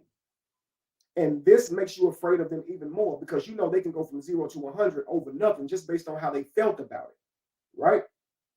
And they're not going to care in that moment. They literally do black out. And who has to pay for that, family? If you're the husband or wife to this person, you do, your children do. And they will have to pay for it for a lifetime. So when I say vet better, understand who you're dealing with, understand that their background, their spiritual and mental background, if they were often held accountable. If you meet a woman's father and he's always saying, give her what she wants when she's mad, she's the woman. You got to make sure you account for her emotions. Happy wife, happy life. And it's always saying, cater to her, cater to her, cater to her. What you're about to marry likely is an emotional terrorizer. That man created that in her by trying to make sure she got everything that she wanted. And he loves her. He didn't mean to do that. He just loves her. How does one stop the ET, the emotional terrorizer? Learning to regulate your own emotions, learning to meditate, learning to behave responsibly, learning to behave with empathy, knowing that your words cause damage for not just the person you inflicting them upon, but ultimately your children as well and you as well. So how does one stop this? And I appreciate you asking that, Justice. Tomorrow, we're going to talk about how does one stop being an emotional terrorizer? What are the steps to rising out of the state of an emotional terrorizer, okay? Because it will ultimately ruin your lives and the people's lives around you and your children who come after you because they will replicate that behavior from learning from you. Do you understand? What is happening inside of you is not always conducive to what's happening outside of you. What's happening inside of you could be due to poor self-management, okay? You don't know who you are. You have based who you are upon accolades, validation, and accomplishments. And you believe that you are better than other people around you due to those things I just mentioned. And so if anybody says anything to you, you feel like those things are being attacked. So now you feel like you have a right to attack. You are not who you see in the mirror. You are not your accomplishments. Do you understand? You are everything that you do. The sum total of you is everything that you do. Everything, family. Do you not understand this? An emotional terrorizer will make themselves feel better after the largest failure in the world. They will say to you guys and the world that this failure certainly means success. You watch this failure, but that's how great the success is going to be. And they live in proclamations. They actually make themselves feel better in the moment of failure by telling themselves that the best is yet to come. However, they do not know how to resurrect the best from within self. So when they say the best is yet to come, they're thinking about having more accomplishments, y'all. They're not talking about being a better person. You wait and see. When I go get something and build it and create it, I ain't inviting none of y'all. And this is because you're creating, this is because you're confronting their actions. You're confronting how they behave. Now they're going to have an all them club. And when they build it, you can't come. You wait, because I'm going to make you pay for all the stuff you're saying about me, because watch how successful I'm about to be. See, resurrecting a better version of self has nothing to do with your success, family. It has everything to do with inner work and shadow work. You can accomplish the world and lose your soul. You can become a very successful person, but ultimately be a very worse and damaging person in your success. So your success could be your failure if you are a weak-minded individual who believes that materialism defines the world. If you think social media is the end-all be-all to status. You're so immature, you think a little blue app is what holds somebody's value. So if your page is bigger than theirs, or you get views or more views than they get, you think it's worth saying. Like you do realize there's algorithms, and the content that you make yields a different look or following. If you do toxic type content, i.e. pranks, which is really scamming people's emotions, I don't mind it. It's one of those things. I do breakdowns on those same pranks. I try to use it for good, try to explain what's going on in them. I can understand not a prank, but a skit to bring life to something. But I'm not a prank follower. I don't follow that type stuff. But a lot of people do. I'm a teacher, family. My content is based on elevating the community. That is not going to be in the same algorithm. That is not going to be the same attention. However, if I were trying to garner the same type of views and likes, or if I were jealous about that, don't you think I would bite from you guys and start copying other people and start doing what y'all do so I can get the response? Wouldn't I? Do you understand, family? If you watch my platform, it has always been to teach and inspire. Now, of course, I've been doing these emotional terrorizer topics, and a lot of you guys think that this is about a certain individual when it's not. And even she thinks that. She recently made a post that said that I ain't never gonna be nothing, and that I ain't shit, never will be shit. You know, much of the same, family. But again, family, I look at these types of things, and it shows me, again, what a person thinks like, right? So as a person thinketh, so is he, or so are they, right? Have you guys ever heard that? As you think, so are you, okay? Let's see. You got to think about, why does people say some of the things that they say? And, you know it might be my fault that you guys think it's all about her, because I did say, I could write a book on you. I could do this whole series on you based on your actions. I said that, but that was because her actions bring to life a lot of the things I've been talking about. But I've been on this subject, family. Okay. Let's see here.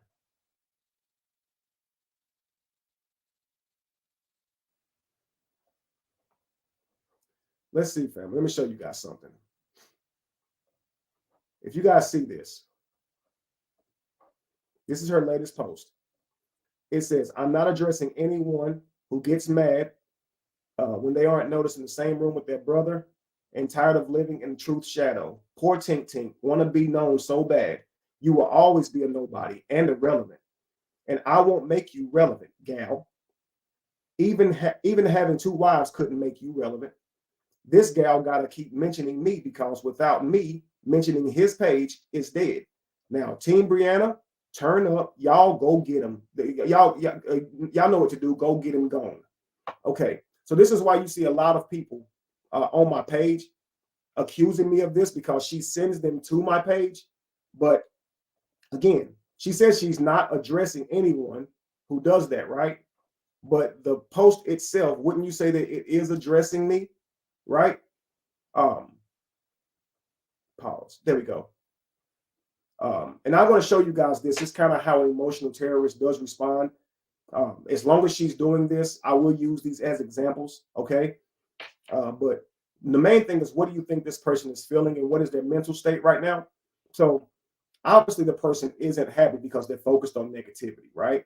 Now, this could be because they feel that I'm talking about them, and that's fine. But they often retaliate with insults because they believe it is their right to, because they are being attacked. But when you're just talking about their behavior, here is how they will address you.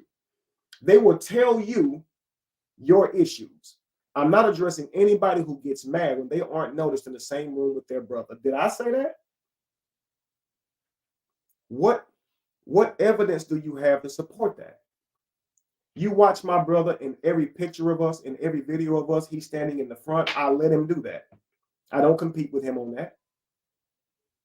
I don't. I build my brother. I want to be noticed in the same room, and I'm tired of living in truth shadow.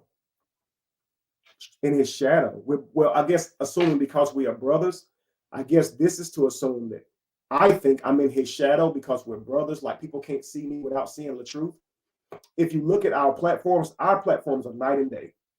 In fact, when my brother was one of the biggest content creators in the world, I was working every day and I didn't have any interest in this stuff. I began to use this as a tool to teach after I lost my job, family. But again, poor Tink Tink want to be known so bad. So now she knows my dreams and goals, right? You will always be nobody and irrelevant. So assuming that I want to be known so bad, here's what will hurt you. You will always be known, be nobody and irrelevant. But you're telling a man who raised his own children, who's there with them, who builds them, who builds his family, who helps people in the world, who inspires people every day, that he ain't gonna be nothing. You expect him to believe that, right? Goodness gracious.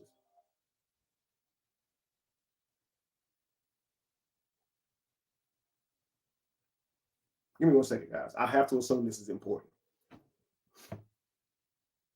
Hey, I'm live. What's up?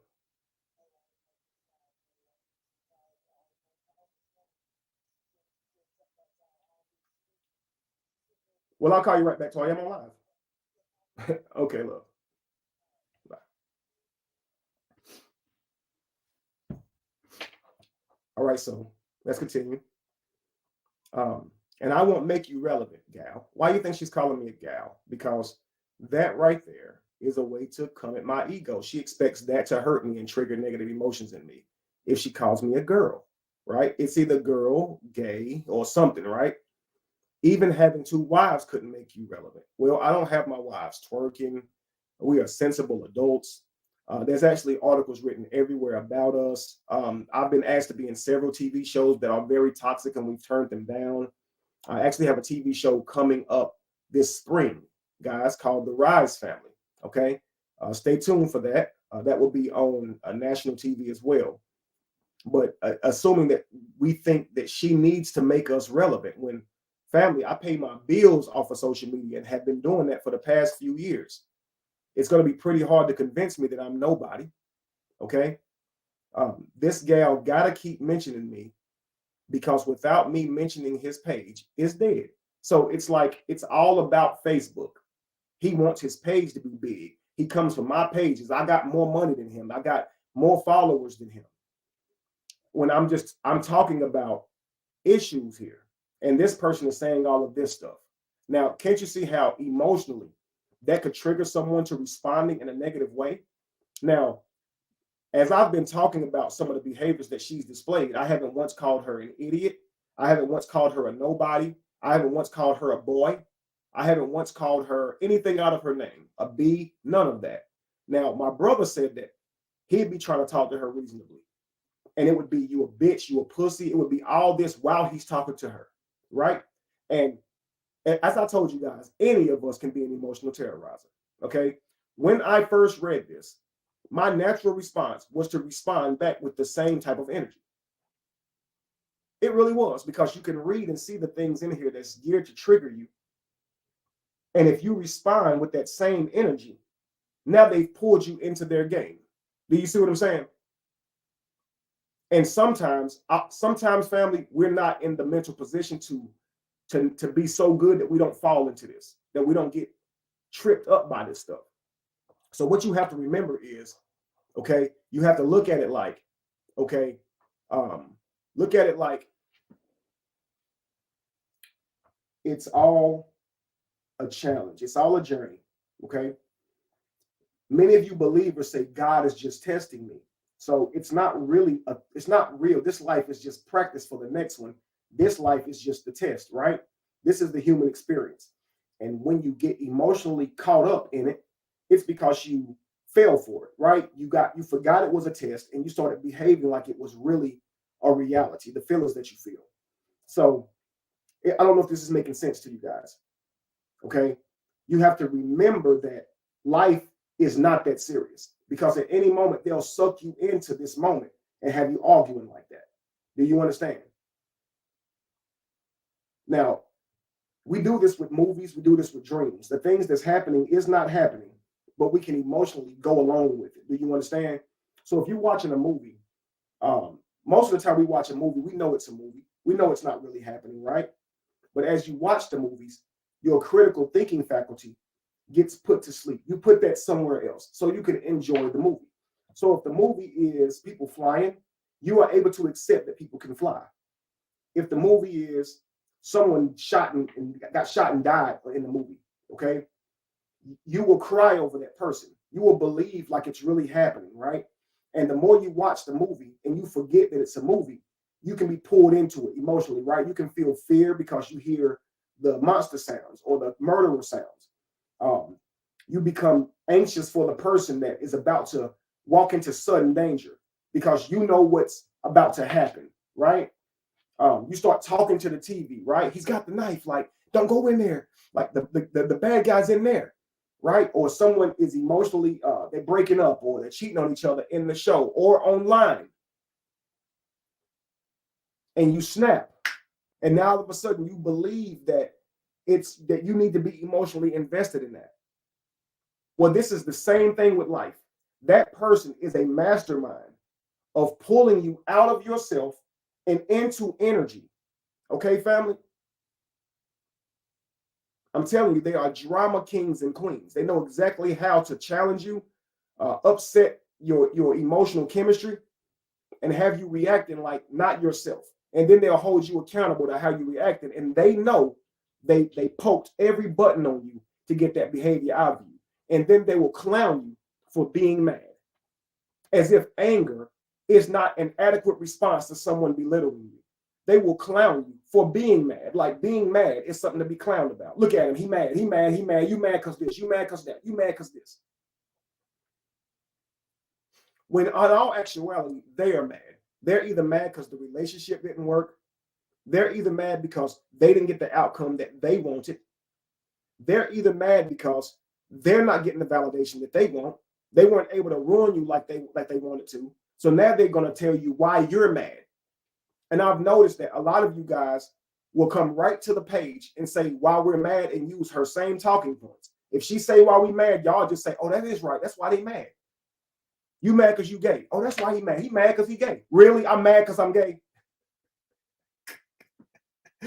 That is hilarious, yo. You mad because this, you mad because that, you mad because this, you mad because that. And y'all actually come onto the page and be like, yo, you mad because this, you mad because that, you mad because this, am I mad because of that? Your empathy is on a whole new level now that you know why I'm mad. You know why everybody mad now. Well, then let us say why you mad. Let us go ahead and assume that role and tell you why you mad. Since you can tell us how we feel and why we feel this way, then why can't we tell you the same? But if you notice, people don't really hold emotional terrorists accountable because they expect that from them. However, the person who carries themselves with morals, they will constantly try to hold them accountable to their own morals. or some higher sense of morals, because they know that those morals keep other people from behaving a certain way, but not the emotional terrorizer. So they will try and shame the person who's going to correct the emotional terrorizer. They don't want that emotional terrorizer to be confronted because they act like that emotional terrorizer. Does this make sense? So this is why whenever you see me go live, people try and discourage me from speaking. You on here again? Oh, you on here just talking about her again. But when you go to their pages, the emotional terrorizers pages, those same people are in the comments fueling them. Yeah, girl, get him because he been talking about you. Yeah, girl, go in, let him have it. Yeah, expose him, girl. But then as soon as you go live, oh, here you go on her again. Shame, shame, shame, insults, guilt, and the need to be right and say whatever I can say to be right. I don't care about the logic. The people can pick that apart later, and I'll be mad at them for doing it and say they're trying to ruin me, even though because they're looking at real videos of public displays that I have done.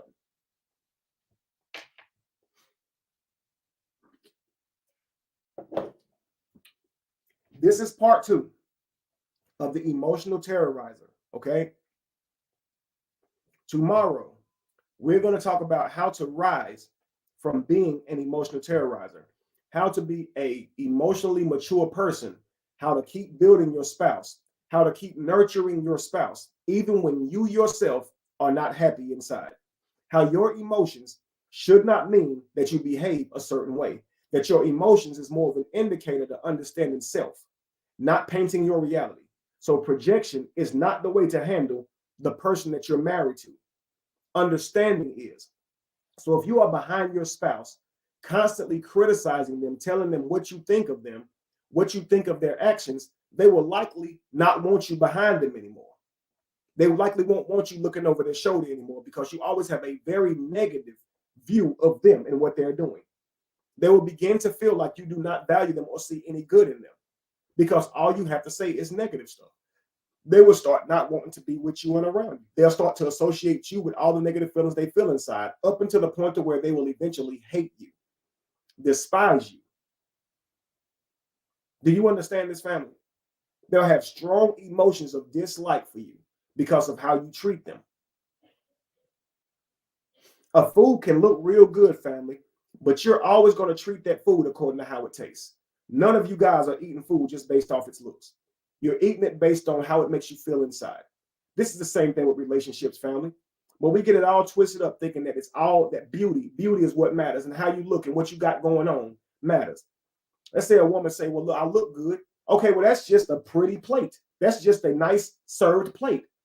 Let's say a man say, I got money. Okay, that's just a plate of food that smells good. Okay, it was cooked in a great kitchen. Okay, the ambiance is nice. Right?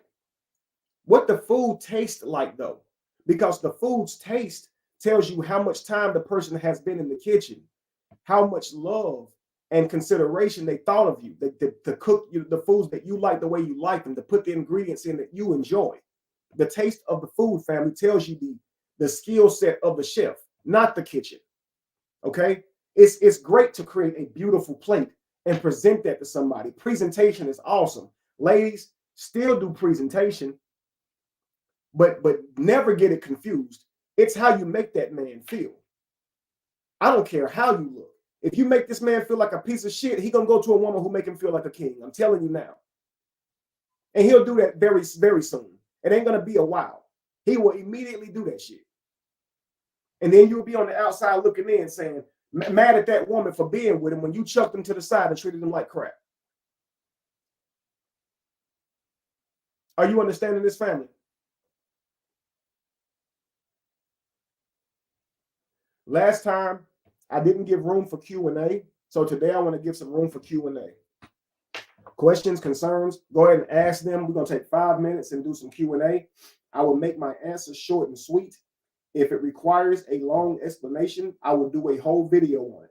Also, many of you guys are sending me messages wanting to ask me certain questions, but cannot afford the hourly cost to converse with me. I am not trying to be mean to you guys or selfish, but I don't have all the time in the world. There's only so much time in the day, and I spend a lot of it doing my counseling sessions, so I cannot do that for free. However, If you cannot afford that hourly session, you can still ask your question. Just let me know if I can do a video on your question anonymously without saying who it was or what it's about, and then give my answer. Trying to help you guys with that, okay? Someone says, can you continue your advice without including your sister-in-law? I absolutely can, because many of us are emotional terrorizers. My main question to y'all is, why does it offend y'all so to use a person, for example, who has displayed themselves online? Would it be better for you guys if I used Jada Pickett? I'm trying to figure out why you guys have this need to try and protect me using her as an example. Is it because you guys have made her your princess and you don't want to hear anything negative about her? You don't want me to point to the things because you guys are so much like her? What's your problem? Because you guys don't seem to have a problem with her doing the things and saying the things that she's doing to me, with no consideration for my children, my wives, or anything.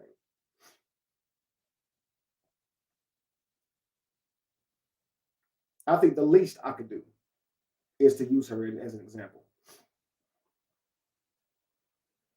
Is silence a great response to an emotional terrorist? Yes, it is, because you don't give them other weapons to use. Lori, if you notice, the lady got mad because he wasn't talking. You see, the man behind the mic don't have much words today because they're looking for an emotional response. And as long as you don't respond, you leave them to shout at the wall. Do you understand?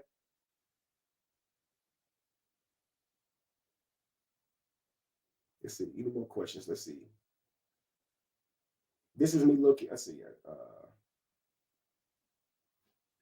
Maya is great, guys. Thank you so much. It was just the medicine that had an active ingredient for fever. So her fever got a little high. It's like 102. Tylenol and Motrin, so she's fine now. She's starting to move around a little bit better. She ain't looking so drowsy in the eyes. She looked so tired and sad yesterday. It's getting better.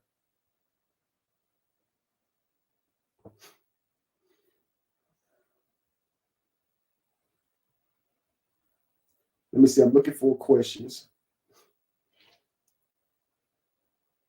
Women don't like to hear a man holding another woman accountable. I can understand that, but why? Why? They're all on here trying to hold men accountable. We're human beings, family. We all got to live in this social world. We should all be able to hold each other accountable to actions, because it is not about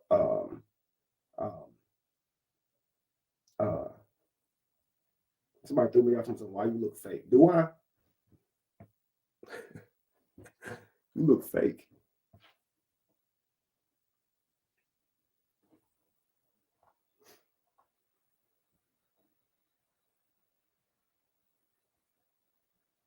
Questions or concerns, family? Can you anticipate starting a new podcast? I am going to start a podcast, Trailer Trucker. I mean, me and my brother, likely, we're really close to each other now, so hopefully we can get this thing going. The screen, okay, it's a green screen, family. And why I got to be a fool? You guys are funny. Can we continue to teach? Those that want to learn will listen. Those that are here for the BS will fall away. You're absolutely right, Precious. Thank you for saying that. Questions or concerns, family? Any questions about ET, the emotional terrorizer? I'm trying to give you guys a few moments so I can try to answer as many questions as I can. Exactly. We all should be held accountable. It has nothing to do with gender. You're absolutely right.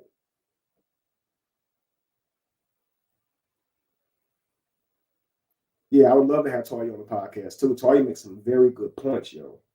She absolutely does. I love her perspectives. I think it's very dope because it gives you a look at how different we are. Same type of upbringing, but our perspectives of life is different. You see what I'm saying? Is the emotional terrorism the same as being a manipulator? Well, yes, the emotional terrorizer is using their emotion to manipulate, to control the outcome. So absolutely, if you're hurt, if you are angry, they will try to use that emotions to create leverage. They're always trying to create emotional leverage. Let's say, Brandon, you're in an argument with your man and you telling him about himself, and then all of a sudden he just interrupts you to say, you don't care about me. You don't love me. Now you really trying to sit here and tell him something, but he wants you now to argue with him about you loving him or caring about him. This is that emotion that he can't feel of yours. You can love him with all your heart, and he won't feel your love that you have for him. Only you feel it. But what will happen is you will tell the person they don't love you. So now they have no other choice but to say, yeah, I do. Why are you gonna say and tell me I don't care? You don't. No, you don't. Yeah, you do. No, you don't. It's so crazy. Emotional terrorists can be anyone, a friend, a sibling, etc. Blame, blame, blame, deflect. It can even be you, family. It's mostly you.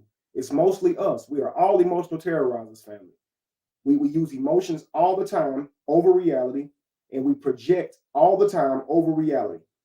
An emotional terrorizer won't like you because they think you all that. They think you all that. And they'll actually create that reality for you and tell you think that. You think you all of that. You think you're the king of the world.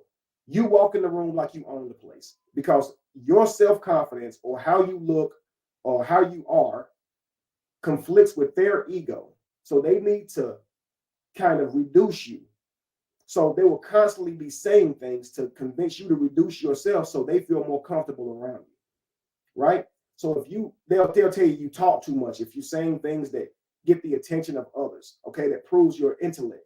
This is a way for you to show who you are, is by speaking how your beautiful mind works. But they'll tell you talk too much. Why are you always trying to steal the show by what? Talking?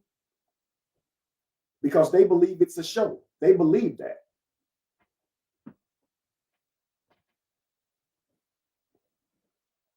I'm not seeing many questions, family, so I'm not going to sit here and just keep trying to wait for that. If there aren't many questions, that means I must have done a really good job of teaching. So I will consider that. You guys don't have many questions other than the ones you've answered. I've already answered. I'm hoping that one wasn't asked that I missed, and it probably was. Why do you still watch her page? I'm just curious. She talks about you more than her husband. Why do I still watch her page? When did you see me watch her page? I might see the page because it lets me know who's live, and when someone's talking, people tag me and stuff. I don't know what they're tagging me in. So if someone tags me and I see that in my notifications and I click on it and it takes me to her page, and you guys see Kevin Wesley is watching, trust me, I'm off as soon as I got on. I don't care to see what that girl got going on, and I never have. I've always cared about the things that I'm creating and producing for my platform. So I'm not in competition. I'm not trying to duplicate anybody else's content, not trying to be anybody else. I'm trying to teach, family. I'm not on here for entertainment, believe it or not. So I'm not seeking clout through anyone. I've always spoke on viral videos of horrendous outbursts that people put out on their own lives against their own partners. And it's so unfortunate, but it happened really close to home. And now everybody's saying, don't speak on it, don't speak on it. But y'all never criticized me for speaking on these same types of issues when it wasn't my family. I believe, though, if I didn't speak on this, y'all would have criticized me for not. As soon as my own family shows that they're not perfect, that they fall the same way, Kevin didn't speak on that, but he want to talk about everybody else's family and relationship when they fall. But when his happened, he didn't want to talk about that. I feel like y'all would have done that. Thank you, Renee. I love you guys too. And anyway, be encouraged. Stay tuned to tomorrow for the next build. All right. The Emotional Terrorizer, Part 3. How to rise from being an emotional terrorizer. Hopefully, you guys got something out of this. Hopefully, you guys can take this and apply it to your relationships and life. Let me know if it's working. It takes a lot of practice. You will not get there overnight. Okay. It takes a ton of work. It takes sacrifice. It takes consistency in order for you to put that old person, that old version of you to rest. And you have to work on how you maintain your emotions.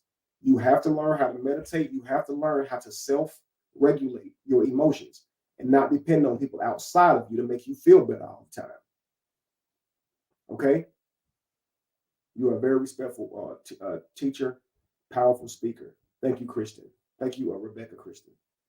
All right, family. Be evolution. Be the change that you want to see. No candle loses its flame from lighting another. And if you were to ever find yourself in the middle of chaos, it is in that chaos that you have found yourself. And you will never cross the ocean until you have the courage to leave the shore. You have to be willing to leave your old ways and what you know. The way you used to behave is all you know, and I'm sure of it. I know that, but you have to trust that there's greater on the other side, family. Do you understand? The grass is never greener on the other side. And if it is, it's because people worked to make that grass green, or it's completely fake. And they just want you to think it's green. And so as you hop on the other side of that fence, you're going to find out it's not better than what you are on already. And in fact, sometimes what many of us need to do is to focus our attention into our own garden. Because if you focus your time and attention on your own garden, it can grow to be something so beautiful. But you're so focused on what other people got going on, trying to recreate that. Many of you guys, if you see somebody loving on their partner, buying their partner a gift, y'all get mad, wanting y'all partner to do the same stuff. Vicariously living through other people, especially living through these wealthy social media influencers and celebrities that y'all see online, because they can buy whole cars for each other on their birthdays, hundreds of thousands of dollars worth of stuff and gifts, Louis Vuitton, Burberry, all these different brands, because they can do all that for each other. They have the expendable income to do that.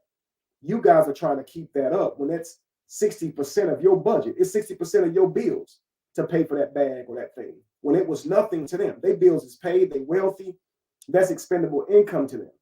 To you, you put your whole family in a crisis just to make her happy, just to make her smile, because you went and bought her all these items that it ain't gonna help your family at all. It's only gonna somewhat give her a good feeling today, so she can show it off. Look what my husband got me. Look what my boyfriend got me. Do you guys understand what I'm saying? Your child is not going to be, it's not going to help your child's well-being by buying that woman a Louis bag. It's not going to help your family either. Especially if you don't have it. If you don't have it like that. And don't let her make you feel bad because you can't buy all that stuff. That's not even the norm. They're trying to hold you to celebrities and the 1% of people they see online buying all this stuff. Like I went out and bought furniture for my whole family after buying a home, a mansion. And I don't want you ladies out here saying, I want my man to do that for me. I'm in a position, family, that is rare for a lot of people. Okay? So most relationships look like working together. I know this is beautiful, but I'm saying don't make it like if he ain't doing this, I don't want it. Sometimes it's going to require you with that person. And that's going to be the magic to get it done. Some of you guys criticize working together, but praise getting it on your own. Which tells me you do not know the meaning of family.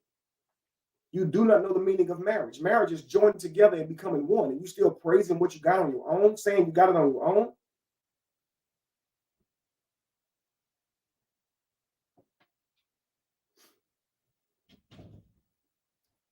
Rise from being an emotional terrorizer, family. Get a grip, family. Okay? There's more people in the world than you. And I always say, an emotional terrorizer will destroy the world to save themselves. So they'll say something that's so harmful to their spouse, not realizing that their children are made up of half of that spouse. Not realizing that if that spouse ain't shit, if that spouse is a no good person, a no good wife, a no good husband, then what is that saying about the child that came through them? What does that say about their potential? If you're going to criticize the very soup that your children are made of. So you're destroying the world to save yourself. In this moment, yeah, you're feeling safe because you're saying he the problem, he the problem, he the problem, she the problem, she the problem, she the problem. But as long as you are in denial of your contribution, your children will ultimately receive the damage of all of this because they will repeat your actions and their life will look like your actions. One day you guys will get it that life is not a game and you can't just be out here trying to convince people you're a good person. You actually have to be one for your life to reflect that. Now you can trick people, but if you don't actually be these things and do these things, your life ain't gonna look like that. So you can walk around and say, I'm strong, I'm strong, I'm strong, all you want. If you don't actually work out and train your body and eat right, you're probably not gonna be very strong. And this is the terrorizer in a nutshell. They convince themselves that they're strong. They convince themselves that they or a workout guru. And then when you put them to the test, they don't work out.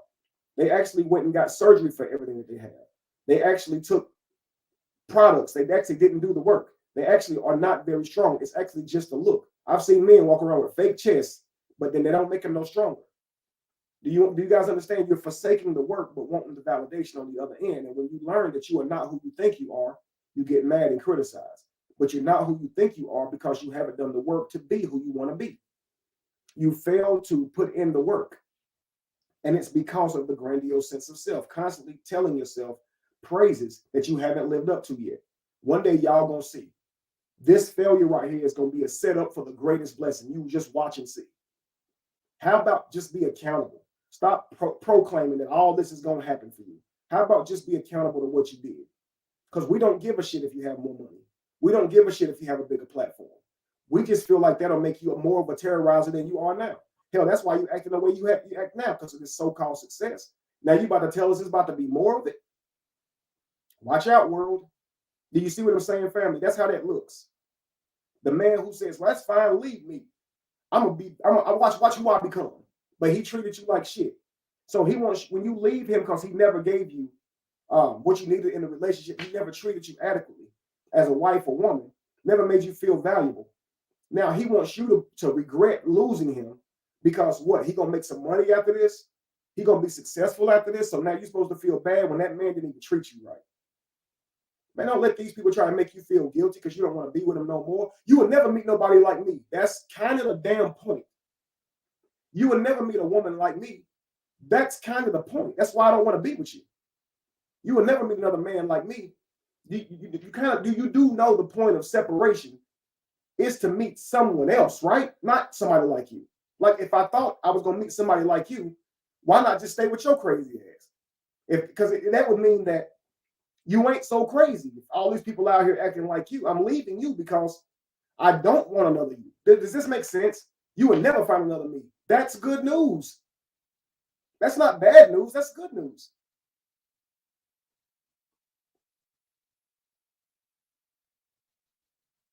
Never find another man like me to take care of you and your kids.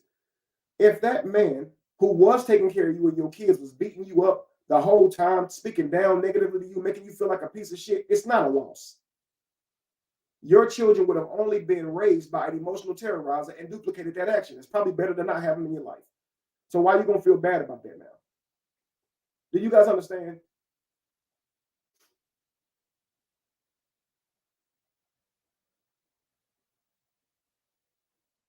Anyway, family, I will see you guys tomorrow. I don't want to let this linger out, so I'm going to go ahead and end this live. And we'll continue back again tomorrow. Okay. Again, I love you all. Thank you guys. Thank you guys for listening, for having this build with me, and we'll get back into it. All right. Peace to you all.